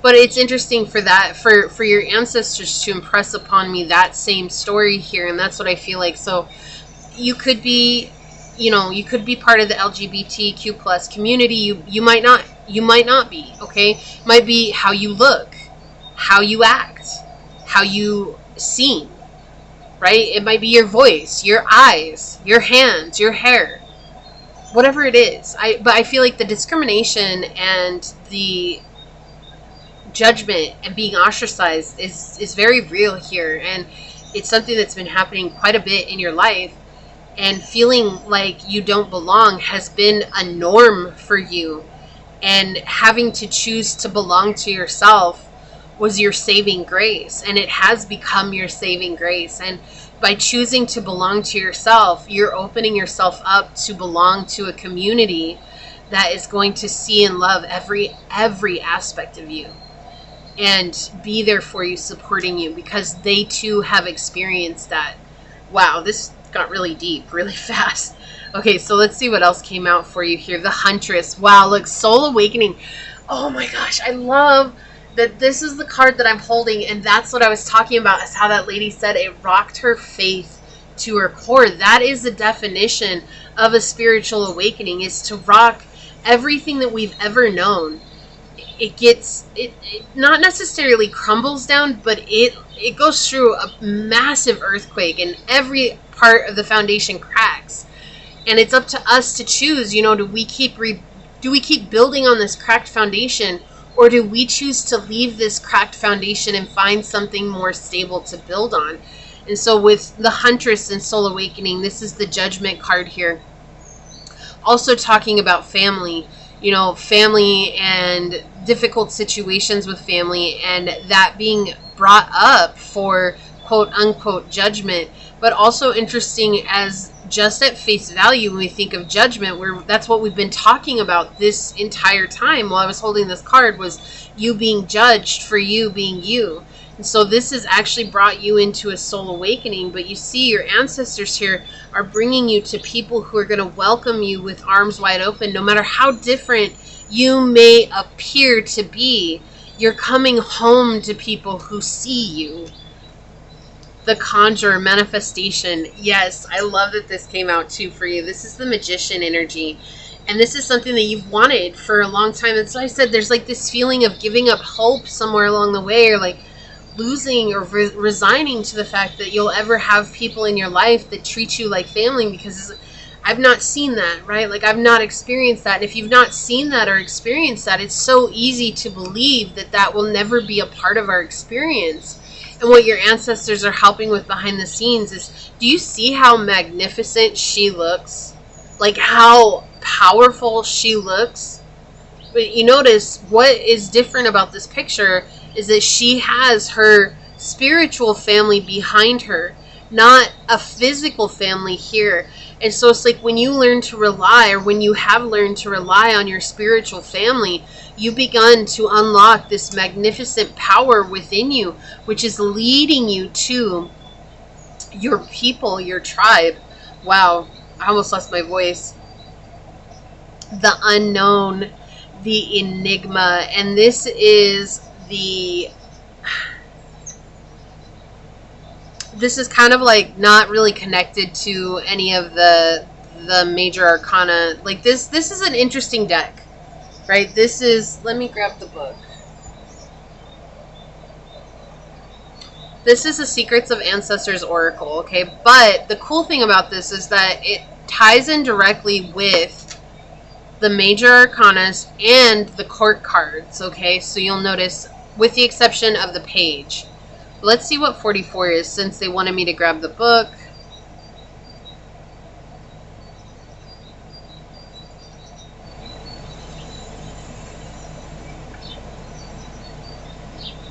The Unknown, Enigma. Still trying to control everything. The answers you seek are unknowable at this moment, or the divine is not ready to give you the full picture right now. Nothing is certain. This is not a yes or a no, but a pause. Trusting the unknown is about having unwavering faith. Didn't I say that at the beginning of your pile, that like trusting in what we don't see is oftentimes hard? I'm almost 100% sure I said that on your pile. I'm pretty sure I said that. Believe in your bones that your ancestors have your back and are guiding you towards something greater. It may feel scary, But when we trust, amazing things can happen. The unknown calls us to step into a world of infinite avenues where dreams are born and miracles unfold. Let go of expectation and open yourself up to what could be. Look, if you were close to a family member or another person when they were in the physical realm, they are likely still with you now. The unknown ancestors are also still loving and protecting you. On a soul level, we know all of our ancestors. Put your hands over your heart and feel into their guidance and affirm, just for today, I know I am safe. Right? We were talking about that, creating this safe space for yourself to be. If something is out of alignment with your nervous system, you will reject it. This includes all of your intentions, goals, dreams, and plans. It is imperative to become comfortable with being uncomfortable so that you can continue to take risks and grow, evolve, and expand. And this doesn't have any tarot correspondence at all. But the declaration is, I am being guided and protected. So this is just kind of like the extra card here. But they're pouring this wisdom into you, this knowledge into you. And they're helping you to become this powerful being within your own skin. Like being comfortable in your own skin. Oh, I love that for you, pile 2. I really do. Alright, let's get some more on it and see what else they'd like to say here. Okay, thank you. On the bottom, we've got house 4, cultural and family roots, home, peace, and comfort. I keep getting this feeling that you were kicked out of home or you were set like at an early age. And this is a very specific message. So please, if it's not your message, this is just for someone who really needs to hear it, okay? This really feels like someone here, or you got emancipated at a young age or something like that. Like there's this energy where you had to leave before a family would normally make you leave or let you leave, right? Like before the age of 18, before the age of 21. Like I feel like you had to leave very early on and start to support yourself early on because of who you were as a person. And that really did damage to your spirit because there was a belief that started to fester that you would always be alone because no one that you needed support from at the time you needed support was there to give that to you. And so now you really relying heavily on your spiritual team and guidance system to really give you that support. So sometimes I feel like when people are like, love is coming or your soul tribe is coming, I feel like sometimes without meaning to, you're kind of like shrugging it off like, yeah, okay, sure, whatever, you know, like everybody else has said that too, but your ancestors are really helping that with that in the background and behind the scenes because they want you to see a life where you're loved for you because you deserve that, pile 2. More than anything in the world, you deserve to be loved for who you are. And loving yourself has been part of that journey. And that's why a lot of things have happened to you along the journey was so that it would bring you closer to yourself and to trust and be the hero for yourself. Look, oh my gosh, look at this. Meerkat flying out. I didn't even know what this said. Get support from a trusted group of like-minded friends. I can't with you, ancestors. They're showing here, this is that confirmation they want that support to come in from a trusted group of individuals, people who are on a journey similar to yours, people who've experienced something very similar to yours, where you will be able to bond because of the life that you've lived. Snow leopard, take some time out of your usual life and spend it in solitude. But right now you're in this place of solitude to reconnect and become that powerful person, that powerful individual. Really, this is all about self-empowerment, and your ancestors have been cheering you on. They've been helping you by giving you signs and synchronicities, and they're also making sure that you're going to be at the right place at the right time. And there's no like, oh, well, when do I have to be there to meet my friend? It's not about that. It's almost like there's a series of events that are going to unfold for you to be exactly where you need to be at for these people to come in for you, right? Or this person. On the bottom here, we've got the 10th house. Keep it professional. Keep doing you, boo. Keep doing you. You're doing a good job, okay? You're doing exactly what you're meant to be doing. We've got the last quarter moon, tying up loose ends. Yeah, this is about letting go of something from the past, right? You're the enigma because you're beautiful spirit. There's nothing that can contain you. There's nothing that can even describe you in a logical sense. Why? Because you defy all logic. But isn't that what makes you amazing and beautiful, is because you defy all logic? That's what makes you a piece of walking art. And owning that is what is so powerful. When you own that, no one can deny that for you. Look, and I just realized we have 44 and 4 here with the 4 of Cups. And I do believe I put this card on top of here, and they're just reminding me of that right now. So 444 is all about bringing in strength, structure, stability, foundation. We were talking about the foundations, right? So this is about you. Not only are you going to be cracking foundations of other people's belief systems, you've also had to level out some of your own foundational beliefs so that you could come back into this place of true love for self, midhaven, mind your reputation. With the 10th house coming out here, this is a part of your journey, is for you to be, you naturally trigger people. Okay, like just, and whatever it is that you feel is triggering to people, whether that's your gifts, your abilities, who you are, the way you dress, the way you speak, just whatever it is, you were sent here to trigger people for the sake of breaking down foundations. Okay, so whatever that is, you were here to literally rock people's faith to their core. Because there's something about finding faith for yourself, and there's something about being told what faith needs to be. And I feel like through this process, excuse me, I need a drink.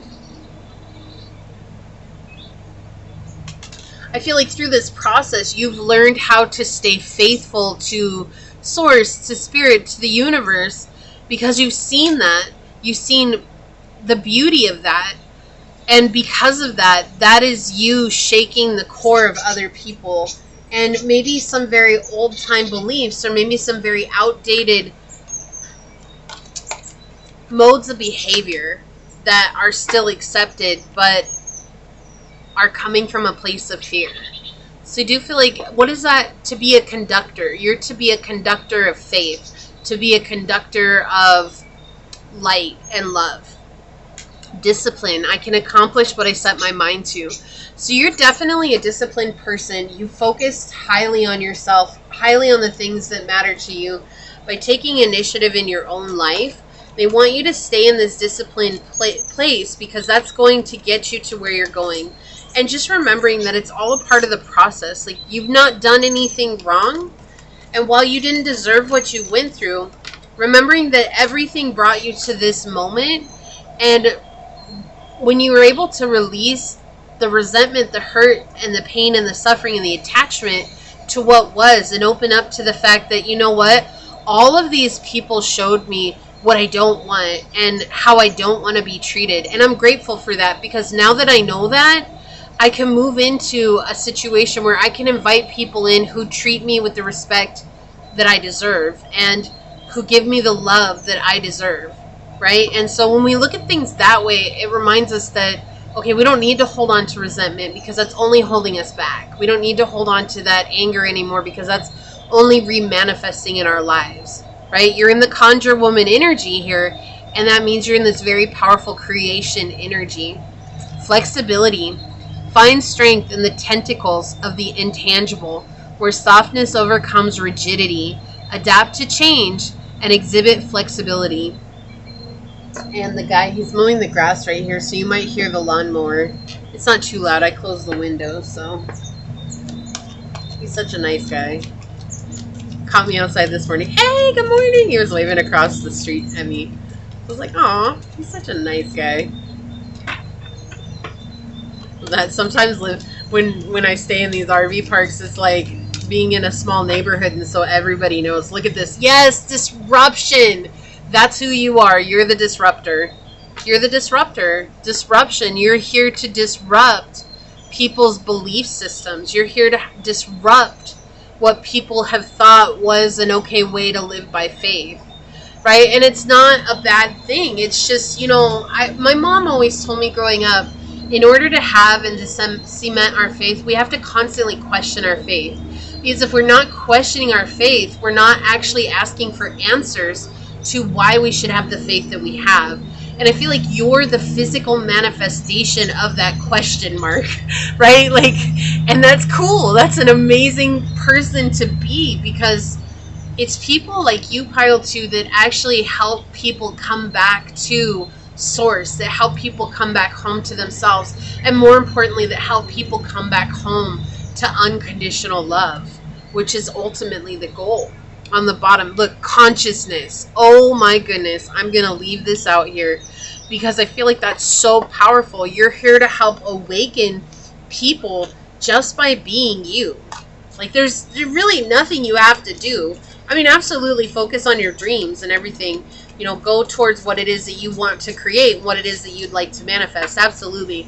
But just remember that actually has nothing to do with you being the disruptor.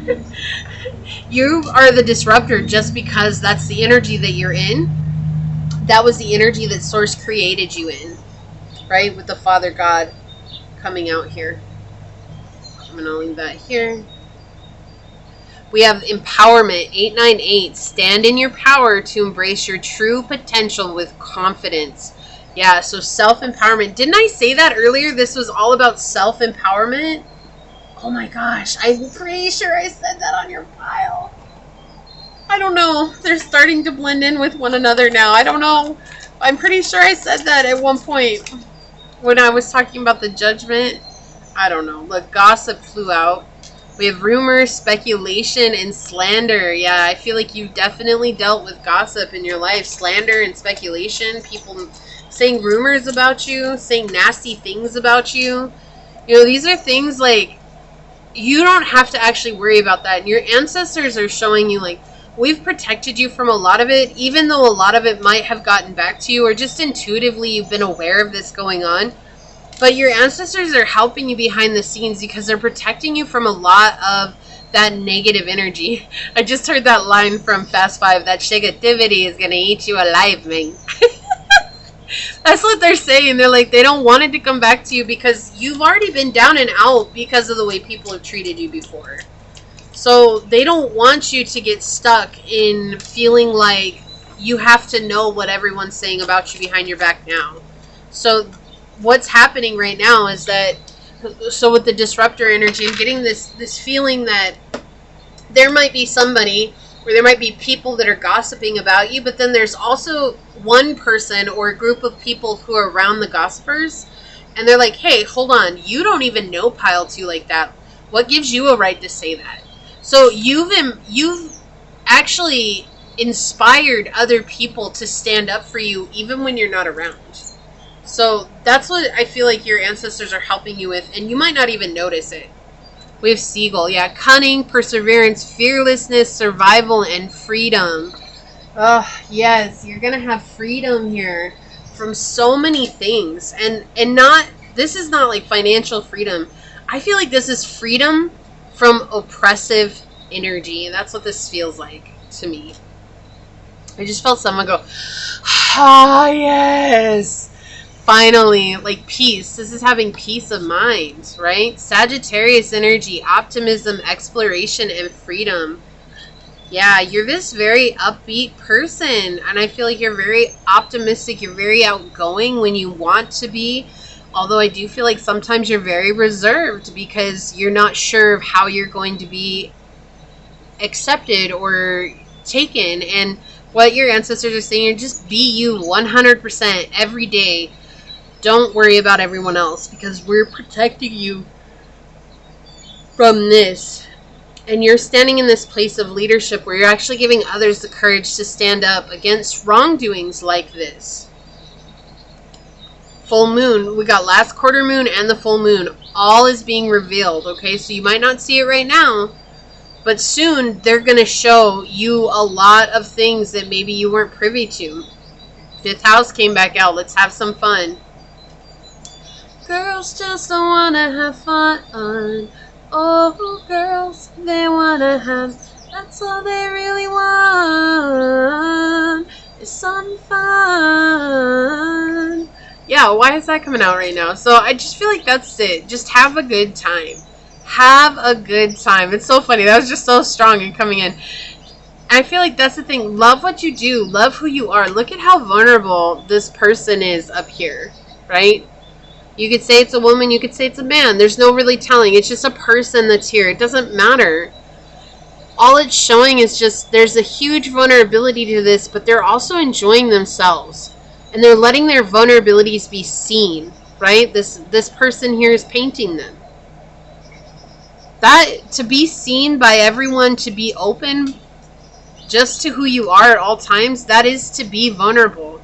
To love yourself no matter. And I feel like that's what it's coming back to, is that they're helping you to love yourself no matter, to let yourself be seen and vulnerable in this moment. Denial. I acknowledge my fear, but I replace it with insight of awareness.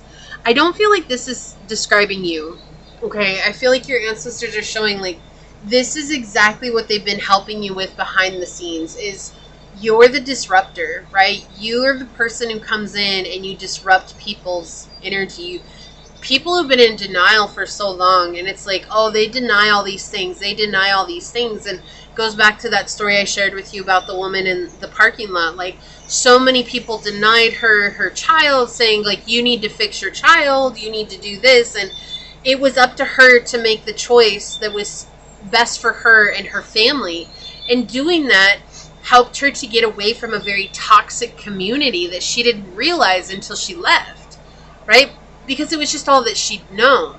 So of course, when you're in denial, you're just not realizing things that you would otherwise acknowledge, right? When they're come into awareness. And I feel like that's exactly what happens. Like, people are in denial, and then you show up and you shake their cores, and now it's bringing it into awareness. Like, they actually have to be aware of it.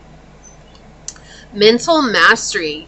You will master a skill that enhances your mental acuity and analytical abilities. Focus on skill refinement, excel in execution. So keep focusing on what it is that you're doing. That's what I was saying. Like, don't stop chasing your dreams. Keep chasing your dreams. This is just you in general. But your ancestors also want you to keep chasing your dream here. Foundation. Oh my goodness. Thank you so much, ancestors. Thank you. We have embraced the stability of your current setting. Home is your anchor. Do not change your environment lightly. How synchronistic, though, for foundation to come through, right? They're bringing you closer to home. Somewhere where you feel at home. And this is what they're helping you with behind scenes. Self-care. We have self-care and empowerment coming out together here. Practice self-care. Ensure you're getting enough rest and engaging in activities that bring joy into your life, which 5th house is all about joy. Let's have some fun. So self-care and self-empowerment. We have 789 and 898, okay? They want you to empower yourself, but to have fun. Destiny. This came out in pile 1 too. Responsibility, road, and shackles. So whatever it is that had you caged before, you've busted out of that cage, right? Jailbreak. Chat. Look, we go from gossip to chat. Exchange of information, disclose information, and inquire. Right? Because there's a coffee cup on the gossip card. Let me pull it out. Yeah, look at this. Look at this, right? You go from this type of energy to this energy, right? Something that's more welcoming, something that's softer, something that's more inviting, rather than, and I don't drink coffee, but I stopped drinking coffee back in October. But it's like, I never drank black coffee because it was too overwhelming for me. And it depended on the coffee too, but I just was never a black coffee drinker, right? But I feel like with this coming in, it's just saying like this was strong in your life. But now when this person comes in, you're going to see a softness to people that maybe you always hoped for, or maybe that you always had prayed existed, or maybe also seeing a part of your softness reflected back onto you from another person. And this is what your ancestors are helping you with, to go from this gossiping energy that's been around you into someone who actually wants to say, hey, pile 2, what's up? Let's have a chat. Let's talk. Let's get to know each other. Timing is at play here. Deadline, synchronization, rhythm, and moment, okay? What was I saying this whole time? That your ancestors are making sure that everything's falling into place so that you're at the right place at the right time. You don't have to worry about whether or not you're going to the right place at the right time. It's just that there's a series of events that are going to unfold, timeline, for this person or these people to come into your energy. Okay, so that's what they want you to know, but this is what they're working with behind the scenes. This is what they're helping you with behind the scenes. So let's take a look at this card. I'm going to read this from the book. Oh my gosh, we have connect with animals. Animal spirit guide, healing, and passed on pets. Aww. So you could have lost a pet recently, or, you know, within the last 2 years. You could also work with animal spirit guides a lot, but I do feel like you're healing from a very, very deep period of grief. This could also go back to when you were in a family situation when you're being judged, that you had a very close animal to you at that time, and that was like your saving grace back when you were younger. Yeah, that's the message here. All right, let's see what this says. Oh, I'm so sorry. It is so hard to lose an animal, and it doesn't matter, dog, cat, spider, lizards, snakes, all of it. It's all hard. Just because we don't like snakes or whatever doesn't mean that it's not hard for those that do, right? It's equally difficult for anyone that has lost a poor animal in life, or a creature, I should say. It says the Sami of the Nordic countries were originally nomads. During the summer, they lived in teepee-like tents known as katas, which could easily be moved as they traveled with their animals. In the winter, sturdier peat huts kept them warm. The Sami originally hunted wild reindeer for food and raw materials, but over time learned how to tame, manage, and keep them in herds. Domesticated reindeer were used for milking, transportation, and to attract wild reindeer when they were hunting. Family groups called Siida shared resources. The fishing families lived in more permanent communities, whereas the Sami, who lived off the land, hunting and breeding reindeer, usually lived a more nomadic life. Between winter grazing in the forests and summer pastures high in the mountains, they traveled hundreds of miles with their tame reindeer. Many of these traditions continue in new generations of Sami, Finland, Norway, Sweden, and Russia. You have a natural connection with animals. They are drawn to your energy and trust you.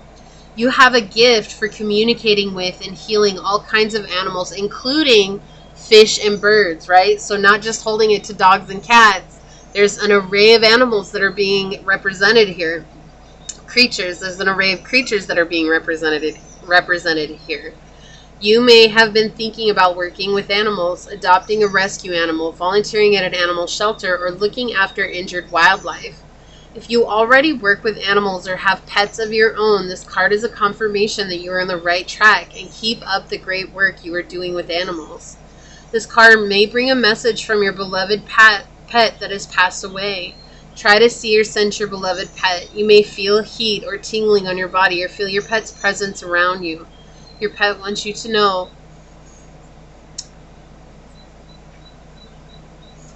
it is happy, that it loves you very much, and it is still around you and your family. This may also be a sign that your animal spirit guides are trying to get in touch with you. Wow. Pay attention to any animals you are drawn to, and that keep appearing for you, as this may be a clue to who your animal spirit guide is. Your animal spirit guide will always be with you. It will give you physical warnings, like an animal instinct, when you need to pay attention or be alert. Try to connect with your animal spirit guide today. Sorry, I just got so emotional. I'm so sorry that you had to experience the loss of a pet. Like, that's just...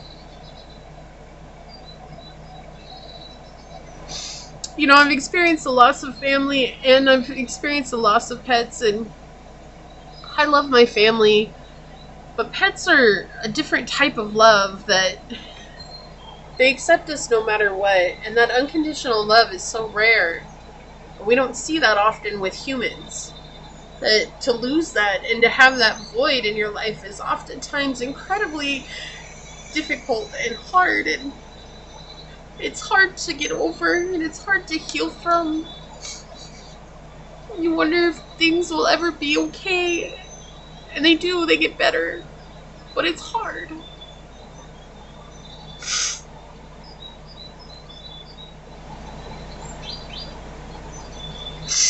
And for you to have gone through what you went through and being ostracized so many times, and to have to rely on those connections alone, it's not like that was a burden to you at all. I just feel like losing that just made it all that much harder.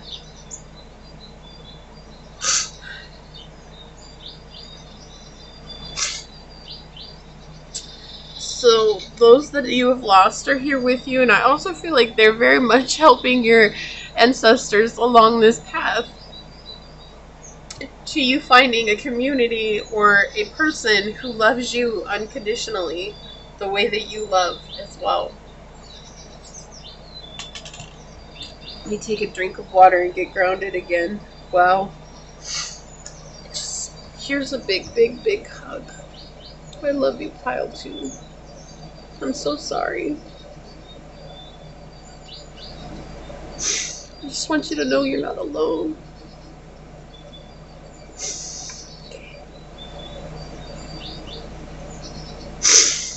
Oh.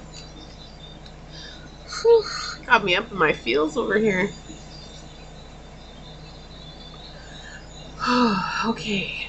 So this is what I see for you, Pile number 2. If you felt like this was your reading, leave a pet emoji down below. The pet you lost, a cat, a dog, a snake, a lizard. If it's there, leave it. If not, I'll let you choose. Just say that I know that I walk in tune with my guides, my spirit animal, my ancestors, my passed on pets, knowing that I'm being led to a community who sees the real me and accepts the real me, because I deserve that. And if it resonated with you, it would mean so much to me if you were to like, comment, and subscribe below.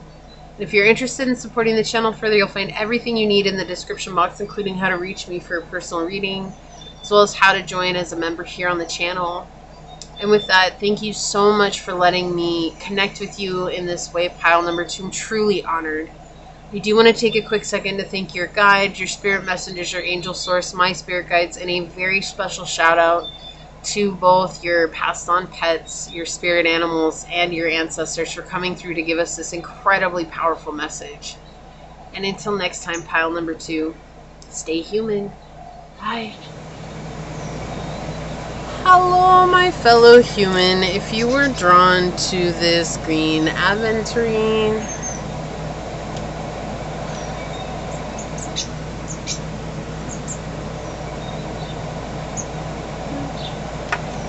you were drawn to this dice with Jupiter on it,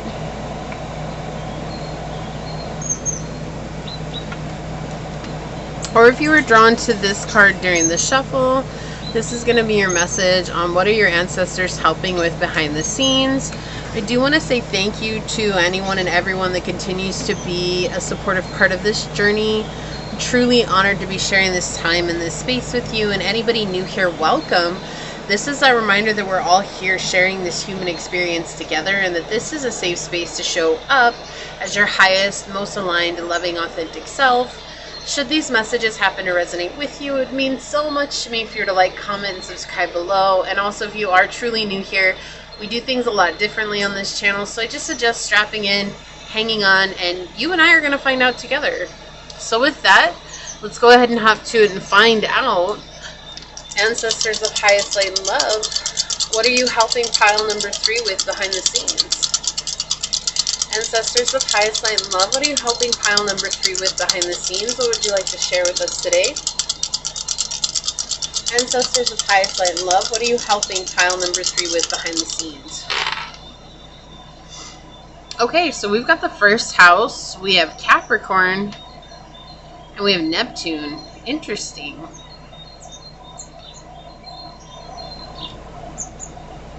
I feel like this has to do with how you see yourself, how you see your self-work, how you see yourself in general, how you're expressing yourself, how you are embodying your truth, and not falling into the illusions that you're not doing enough, or that you aren't enough, or that you have to switch up who you are. You don't, right? I do feel like judgment has been a huge thing across this reading that we've been dealing with. But I also feel like the biggest message here is talking about coming back and empowering ourselves, even though there's judgment, and not falling victim to that judgment is who I am. Rather, seeing that judgment as where someone else is on their journey, and that having nothing to do with you. Oftentimes it comes from a place of pride, where someone is too proud to ask another person, hey, how did you get to where you're going? Because they might not like the answer, or because they don't want to put in the work, right? With Capricorn showing up, we see you're very determined, hardworking.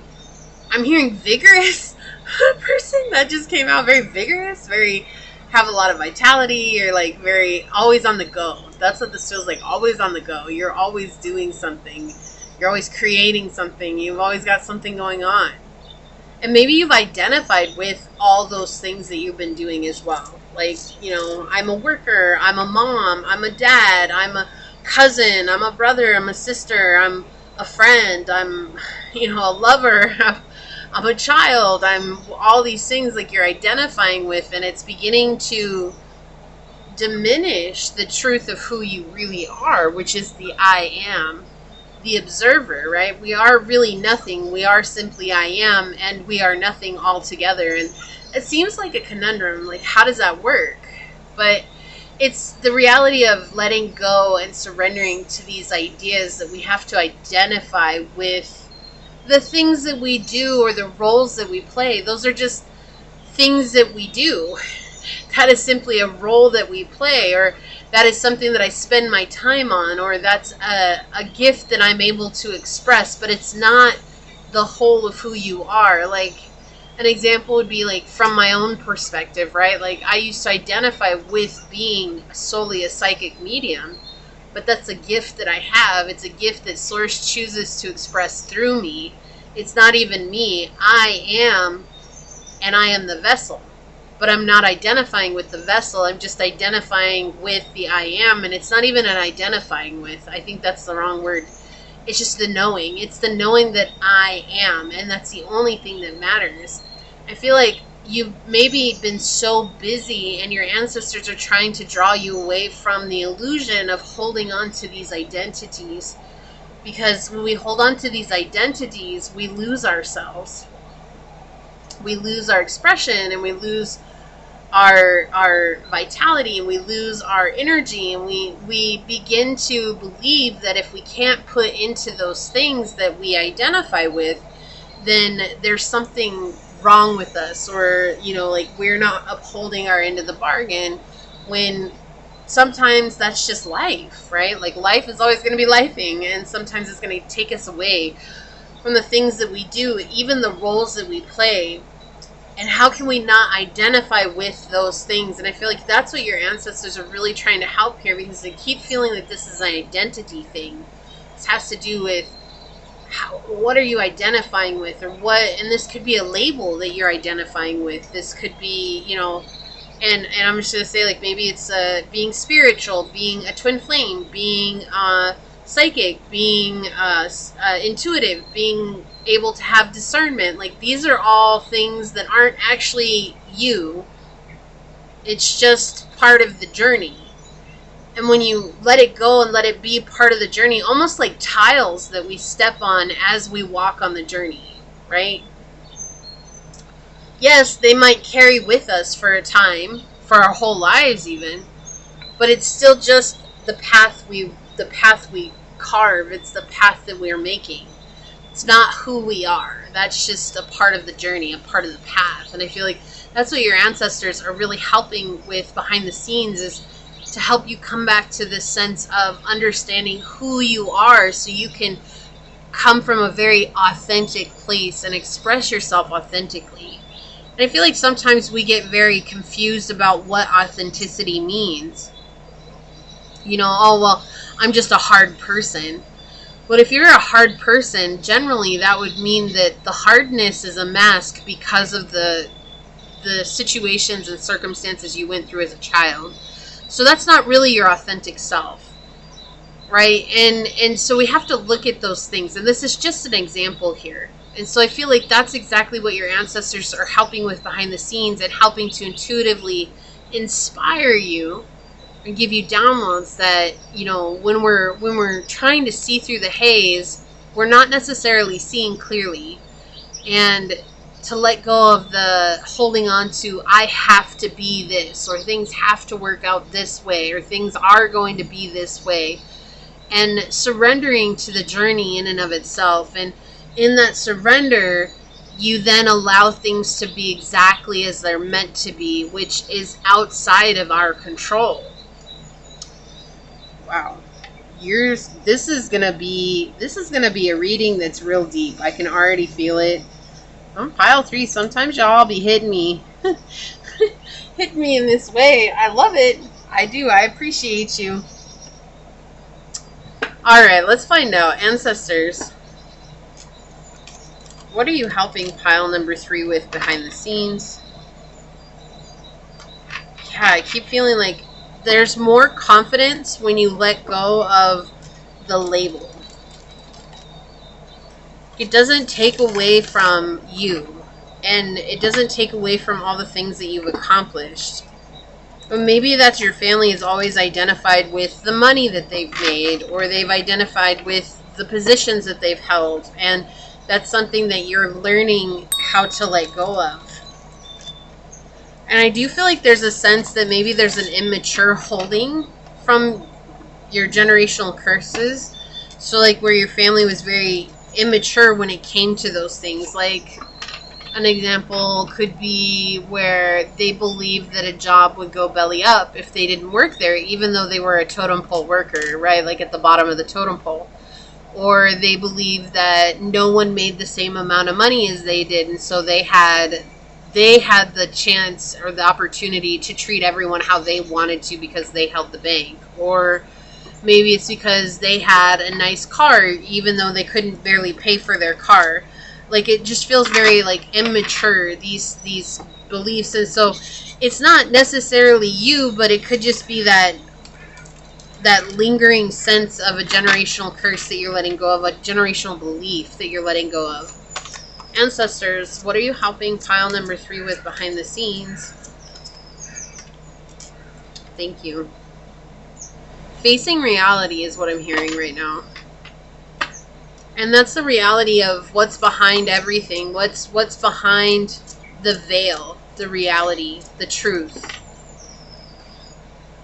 And sometimes that's hard. Especially when we, and I know not everybody hears a twin flame, and that's okay. But like for those of us that have been on the twin flame journey, like at the very beginning, we identified so hardcore with the label that we had no idea what the journey actually was.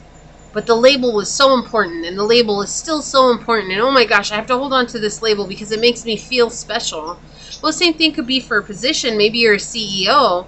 It's like, well, I'm a CEO, and that's a rare position for someone like me to have a CEO position. And so I am a CEO, and I have to hold on to this label, and it makes me feel superior. And, that's the thing, the superiority that comes from it. And I'm not saying you're arrogant or superior. That's not what this is. What I'm saying is that there's like that underlying belief that comes with it that your ancestors are trying to help you surrender from and let go of, so that you can open up to a more aligned version of yourself. Yeah, there's a lot of self-sabotage here with whatever's coming through. Okay, a lot of keeping yourself from the truth, the reality. 10 of Cups in the reverse, falling from grace. Yeah, it really feels like they're trying to help you face some sort of reality here. Something that maybe you don't want to open up to, or something that maybe it's been very hard for you to open up to, and just knowing that that's okay. Like there's a lot of things that we experience on our journey that we are very averse to. We're like, no, No, I don't know. No, you can take that in the present, in the box that you brought it in, and you can return to sender. But it's what's within that box that ultimately opens us up to our greatest healing and our greatest growth. But we have to be willing and brave enough to undergo that. Yeah, there's something here that they're trying to give you. And for you, it might not seem like, oh, you know, like, no, they're trying to tell me, that I'm not on the right journey, or no, this doesn't resonate with me, or whatever. And it's like, sometimes we're just very stubborn to receiving these messages, and that's understandable. But you're here, and if you've continued to stay, it's showing that you're ready to hear what they have to say for you. So I do feel like behind the scenes, they've been trying to help you open up your heart to receiving this message so that you realize, like, you're so much more than the things you identify with. That it's actually those identifications that are creating self-sabotage. Because say you're a twin flame, right? And I just use this for example, right? And I'll use another example too, for those of you that don't resonate with it. But say you're a twin flame and you're like, I have to have the twin flame connection, right? It's all about the physical connection. It's all about the union. It's all about the union. It's all about the union. And your ancestors are saying, like, no, it's about the spiritual journey. And it's like, you could be getting that message time and time again. And you're like, but everyone else says it's about the union. And now I'm hearing my mom come in, and she would always tell me, she's like, so if everyone else was jumping off a cliff, does that mean that you would too? And of course your answer is no, because it's logical, right? But it's oftentimes that we have to see things from this very logical place. Like, it's just because everybody says it's one way doesn't make it so, right? And that's what it feels like they're trying to say. And so, like, this would also be like, if you are, say you're trying to lose weight or become super fit, right? And you're like, I have to work out 2 hours a day, every day, no matter what. But your body can't handle that. And so your body gets sick, or you start to lose your life, like your vitality, or you start to lose energy. And you're like, what the heck? Like, this should give me more energy. This should give me more energy. But you've reached, like, you've reached your breaking point, and you're not giving yourself a rest. Right, you're missing the point now. Now you've identified with, I have to work out for 2 hours a day, otherwise there's something wrong with me. The same thing with the twin flame journey. I have to have this connection, otherwise there's something wrong with me. Right, so that's what this really feels like. It's like, I have to have, insert whatever it is, money, success, the career, the fame, the security, the stability, the family, the love, the job, whatever it is, enter in whatever that is. Otherwise, there's something wrong with me. And that's what it is that they're trying to draw you away from, identifying with these things. Because nothing that you enter in there, and I don't care what it is, there's nothing that you can put into that sentence that will ever make it true. Because none of those things are who we are. You know, when we think about when we leave the world, we leave everything behind except for what our soul has gained as wisdom on this journey and the love that we are. So at our core, I am is unconditional love. Ooh, okay, so we've got the Lovers in the reverse. Interesting. Yeah, and the Ten of Swords. Okay, it's interesting that I was talking about twin flames, so this could be a love relationship too, like identifying with a person who's not healthy for you, right? The Lover in the reverse depicts someone who is a cheater, someone who puts you in third-party situations. It can also talk about not having this courage to make a choice, to make a change. With the Ten of Swords here, we see this is like you meeting on the battleground your equal opponent, right? Like, trying to do the same thing over and over again and expecting different results, which leads to self-sabotage, but also meeting a worthy opponent, someone you can't beat, but who also can't beat you. Almost like your doppelganger, right? Which is funny because we're talking about twin flames. And again, you don't have to be on that journey. It's interesting that that's what's coming through right now.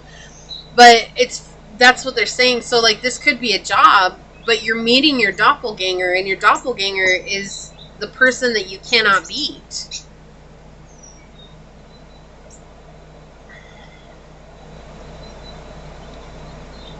Yeah, it's like being confused as to what you want. So there's definitely complex relationship here between multiple people. For some of you, there's a third party situation here for someone. This could be a mother wound issue that's going on. This could also be tension between a wife and their mother or mother-in-law. This is like talking about a lot of different situations here, but we see here that there's a lot of fall from grace. Like, I identify, like, okay, so say this is, you're married and this is your spouse's mother that you're having issues with. Well, there could be this element of it's either her or it's me, so you choose. Well, now you're identifying with, I have to be on top in order to feel loved. And they're saying, like, that's a very heavy burden to put on your spouse, right? Like, so it's like you're not maybe necessarily seeing that your decisions and how they're weighing on other people as well around you. And how they're, and the same thing with if you're a CEO and you're identifying with, I'm a CEO and I'm going to maintain this position no matter what, even if that means stepping on people's toes to get there, even if that means doing it in, not that you're necessarily nefarious, but nefarious ways. It's just showing that you can't identify with something, because eventually what's going to happen is that you go a very shady route to maintain said identity, rather than surrendering and allowing things to unfold exactly as they're going to unfold, knowing that we don't necessarily have any control over any of that. The only thing that we have control over is ourselves. And that's why I feel like they keep telling me about the twin flame journey, because I do feel like there's someone here that's a twin flame that's on the journey and saying, well, no, I'm supposed to have this end. The end goal is for me to have the 3D relationship. And that's not necessarily true. The end goal is to have the connection between you and the divine. That's the end goal. But if you're holding so tightly onto the idea of the relationship, or you're holding so tightly onto the idea of the money, or you're holding so tightly onto the idea of these things, you're actually repelling it first and foremost. And secondly, you're saying, I can control source and I can control what happens to me, which is so far from the truth. We can only control how we show up, right? And so there's a lot of disappointment here. There's a lot of feeling like I am blocked. There's a lot of feeling like I'm not getting what I need or getting to where I want to go.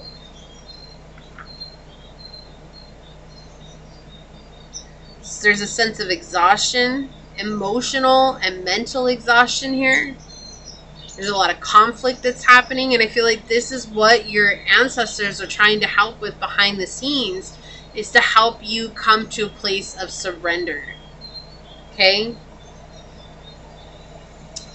And maybe having someone show you from a different point of view what is going on, right? Sometimes we need to have someone else come in and see it from outside of the box. That could be someone in therapy. That could be a trusted friend. That could be anybody.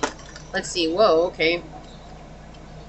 Okay, so we have the Father of Water, which is the King of Cups energy. We have the Circle Goddess, or the Goddess Circle, which is the Wheel of Fortune with the Wheel of Change. Let's get one more. Balance and Harmony. Yeah, it's letting go so that you can come into this place of emotional maturity and emotional stability. And this is the change for you. What else would you like to say to pile number 3, ancestors? It's interesting because you guys picked Jupiter, right? Sometimes it has to do with the reading and sometimes it doesn't. But then we have the Altar of Air, which is the Knight of Air. And we have Clarity. I'm sorry, this is the Ace of Swords.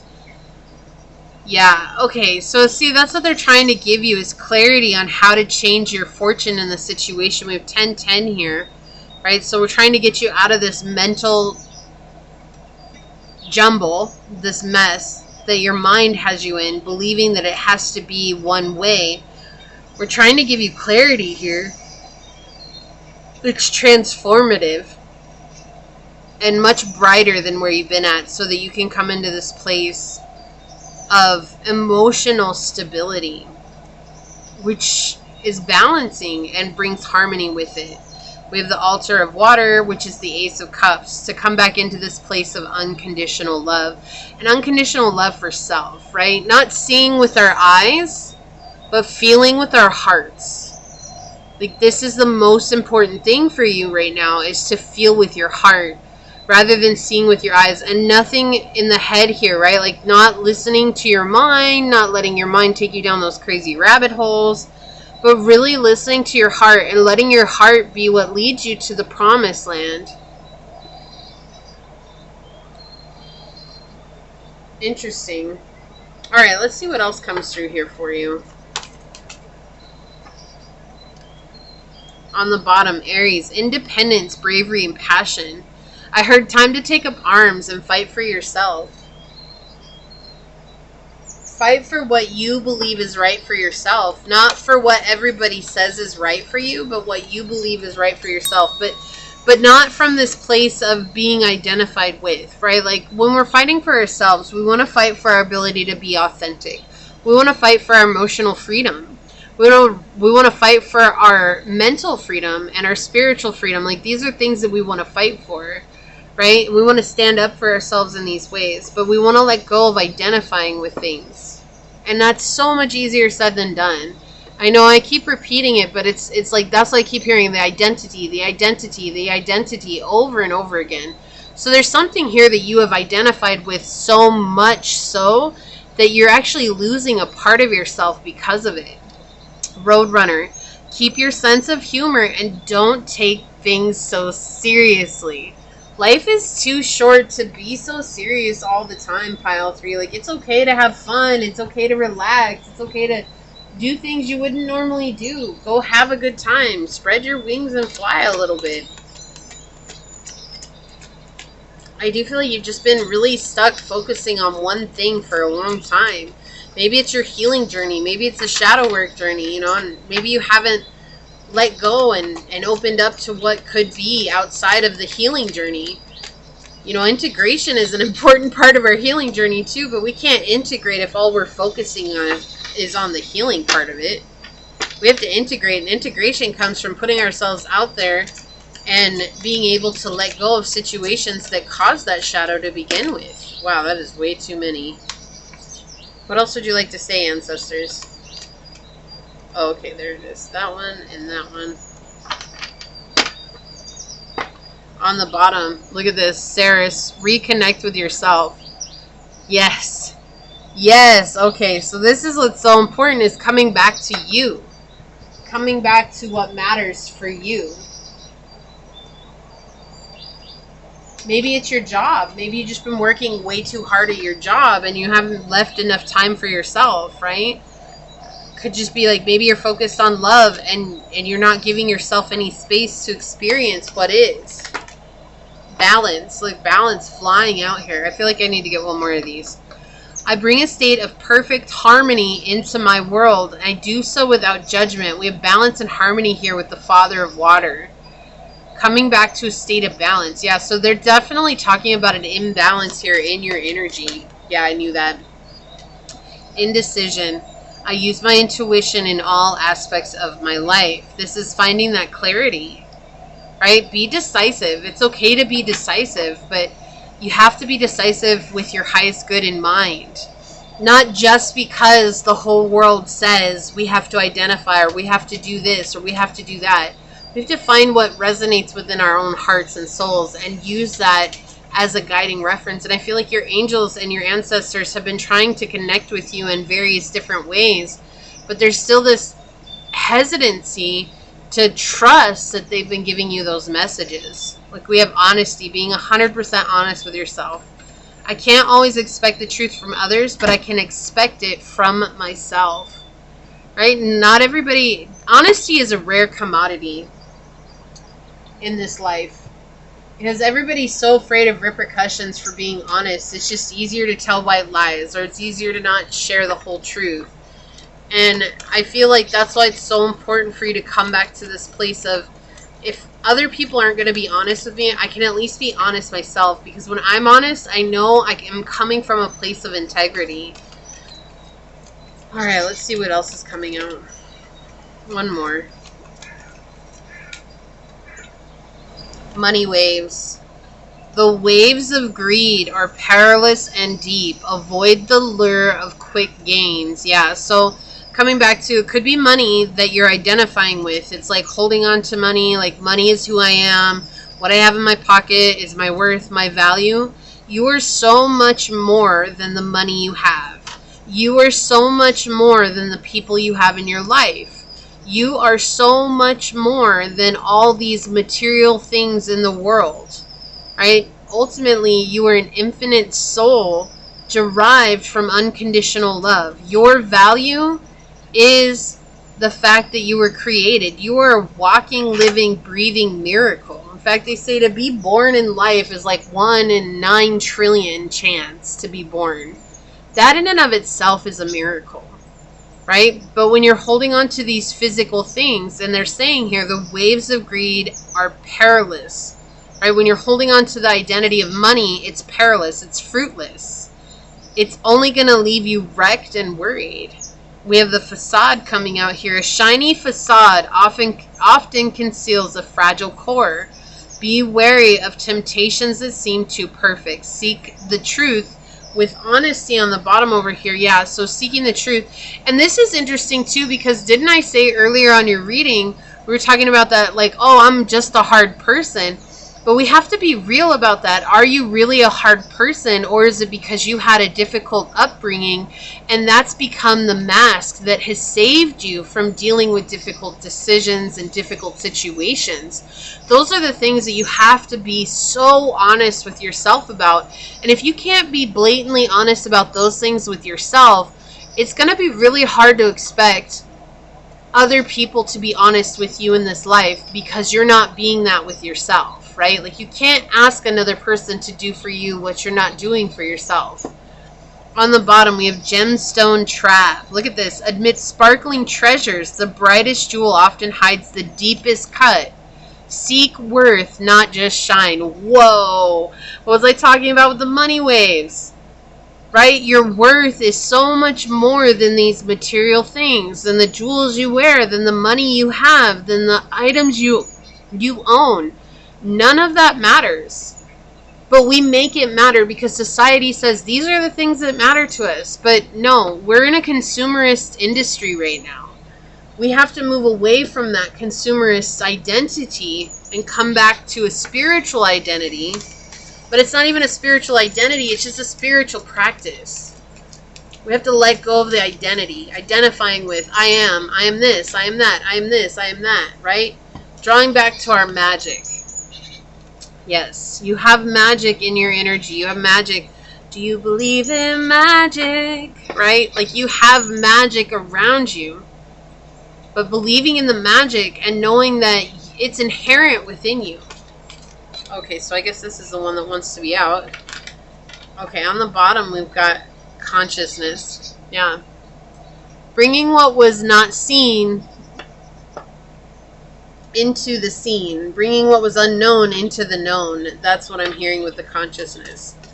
What's an angel number for pile number 3? 890. Renewal. You're experiencing renewal and fresh beginnings. Release the past and embrace opportunities for growth and transformation ahead. So you're coming into this time of renewal and new beginnings all around. And it's letting go of these old ideas, these old identities. Look, and I just now realized, look at how similar these cards look. Like the rainbow balloons and the rainbow in the back here. Right? So there's this energy where it's like something had your attention. Something drew you away from your spiritual journey. Something drew you away from you doing what was right for you because it looked so pretty and shiny. And it's just that reminder that you don't have to fall for those things. You have something more going for you. We have release. Look at this. 876. Let go of old patterns and beliefs that no longer serve your highest good. Embrace freedom in your life. I love that message for you. Alright, let's see what comes out with the Truth Oracle. Ancestors, what are you helping pile number 3 with behind the scenes?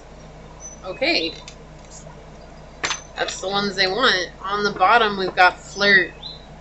Love, seduce, lover, and lust. So again, this idea we're talking about soulmates could be the thing here. Just romantic interests.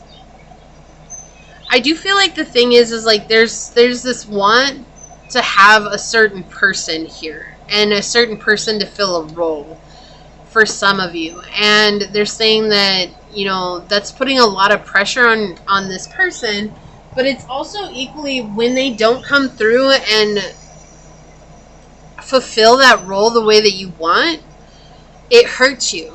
And that's what they're saying with the flirt card on the bottom here. It's like opening up to the reality rather than being lured in by the illusion of potential. Cardinal energy, instigation, bravery, and a pioneering spirit. You're going to be a way shower here in regards to this. So you're learning it to help others learn it as well. The grouse, is that how you say that? Grouse?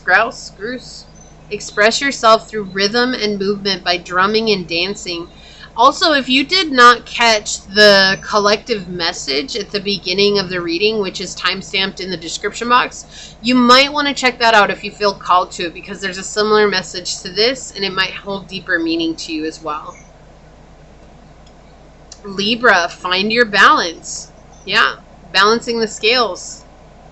Void of course, moon, ask again later. Okay, so there's something here that you've been asking again and again and again, and they're saying like, you spent so much time asking this one thing that we can't even give you guidance on other things that you need right now because you're so tied up with this one thing. It's not wrong and it's not bad. It's just, it's taking up all your energy right now, and you get to make a choice if you want to stay in that or if you want to change and focus on something else. Remember, there is no right or wrong. There's only right or wrong for you right now. Square, turn a corner. A mountain to climb, a challenging situation. That's exactly what this has been. Capricorn, buckle down and get to work. Focusing back on yourself. Right? Capricorn energy twice. You might have Capricorn highly aspect in your chart. Capricorn in the 10th house. Libra in the 10th house. Capricorn moon. Neptune.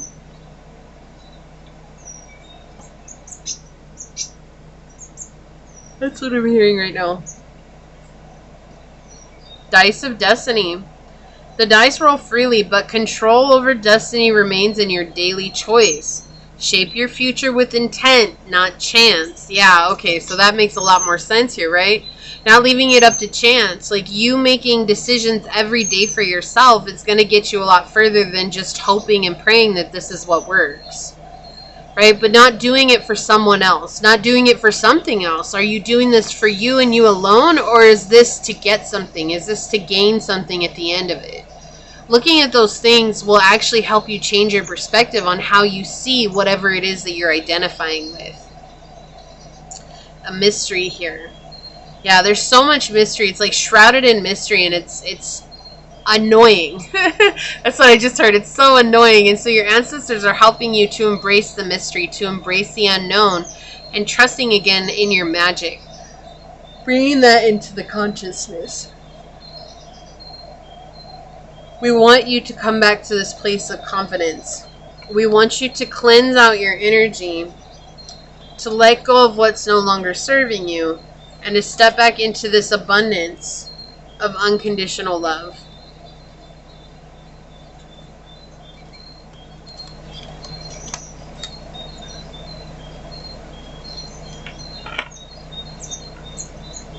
Alright, so let's see here. Health. Exercise, diet, sleep, mental relaxation. Okay, taking care of you right now is of the utmost concern. Koi, perseverance, good fortune, yin and yang, ambition. Again, this is confirmation. For some of you, this is regarding a twin flame connection. Okay, the yin and the yang, the duality of the connection. Coming back to balance. The perseverance shouldn't be to get your partner, to get this person as your partner. It should be about you and your connection with the divine. We have give up on the previous plan. Release old patterns. Didn't we have that here? Yeah, release. Release. Embrace change and clear the way for renewal. So a lot of releasing here for you, pile number 3. A lot of letting go of the old and coming into this alignment with what is right for you and what is good for you. Okay, it feels like you may have believed at one time that this was what you were meant to do. This was the journey for you, and where that might have worked for a while, I do feel like it's kind of reached its breaking point where now it's drawing you away from yourself. Okay, and so your ancestors are helping you to release this. Your ancestors are helping to guide you to the information and the guidance that you need so that you can come back to taking care of yourself, focusing on yourself, and doing what's right for you. Let's take a look at your ancestor card. I'm going to read this from the book. Reconnect with Mother Earth. Plant, garden, and harvest. This right away is giving me that nurturing energy, right? Mother Earth is all about nurturing ourselves, taking care of ourselves. She holds us in her bosom of wisdom and knowing that things take time to unfold. And, you know, we're not looking to rush things, but as humans, we get impatient and we want to rush things. And so it's just that reminder that it's okay to come back to this place of taking time and allowing things to happen. You know, Mother Nature doesn't force things. While she's a creative entity, but she also has destruction, right? But her destruction brings renewal. Or you think about hurricanes, or you think about tornadoes, or wildfires, or tsunamis. Like, these are all forces of destruction. But after the destruction comes renewal. And that's what it is. It's like sometimes we take ourselves to the brink of destruction in order to create fresh soil for renewal. And I feel like that's where you're at, pile number 3. And I feel like that's what your ancestors are bringing you to, is like, things are really difficult right now. Things are really hard. But we're bringing you to this breaking point to create renewal in your life. So let's check out and see what she has to say from the book.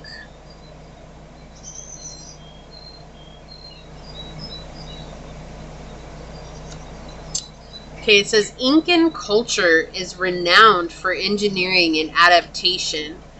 The Incan people transformed the plains, deserts, mountains, and tropical jungles by constructing roads, buildings, terraces, canals, and an irrigation network. Crop rotation and fertilization were used to produce crops, including potatoes, nuts, maize, pepper, avocados, tomatoes, and quinoa. The Incas appeased their deities with ritual songs and offerings, as when unhappy they could cause droughts, floods, and earthquakes, all of which would affect the crops, right? That destruction. The calendar was marked with religious ceremonies that were held in holy places called huacas.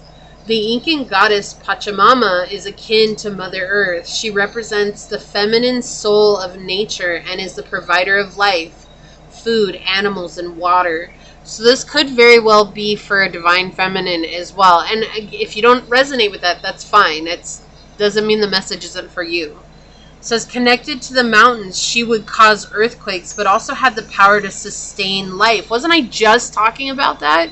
Like all these natural disasters, but it's for that renewal. She was ever present in Incan life, and many shrines were devoted to her. Mother Earth is calling to you. This card is a reminder of how important it is for you to be outside in nature. You may have drawn this card because you've been too busy to go outdoors. It's time for you to reconnect with the trees, plants, and the earth. You are encouraged to learn more about gardening or horticulture. Planting some herbs, tending to your garden, and spending more time outdoors will benefit your mind and your body. There is great joy in eating straight from your garden. Consider growing herbs, fruit, and vegetables. If you already grow your own plants, then this might be a nudge to get out and give them some TLC. Being out in the garden is great for your energy. It is relaxing for you and good for the environment too. And also, I feel like for those of you that don't garden, that's okay. This is just a reminder that maybe it's now. Let me try that again. Maybe now is a good time for you to start eating food from Mother Earth. Grown foods, right? Like vegetables and fruits, things that come from the ground, things that come from trees. because that will help you connect with Mother Earth. These are all gifts. This is the bounty that she has given us for us to sustain life, right? Holding us in her nurturing arms. And this is also a beautiful way to reconnect with Mother Nature by eating salads or eating more vegetables, or, adding more vegetables to your daily foods and your daily meals. When we eat greens, we connect with the vibration of Earth while also opening our hearts. Okay, and so I feel like green is the color for you right now. It's just reconnecting to the heart chakra, which makes sense, right? We've got the health here and as well. But I also feel like this makes sense because we were talking about twin flames, or we're talking about love in general. And even if you're stuck and you're identifying with money, that comes from a closed heart, not feeling like you're worthy or deserving of love.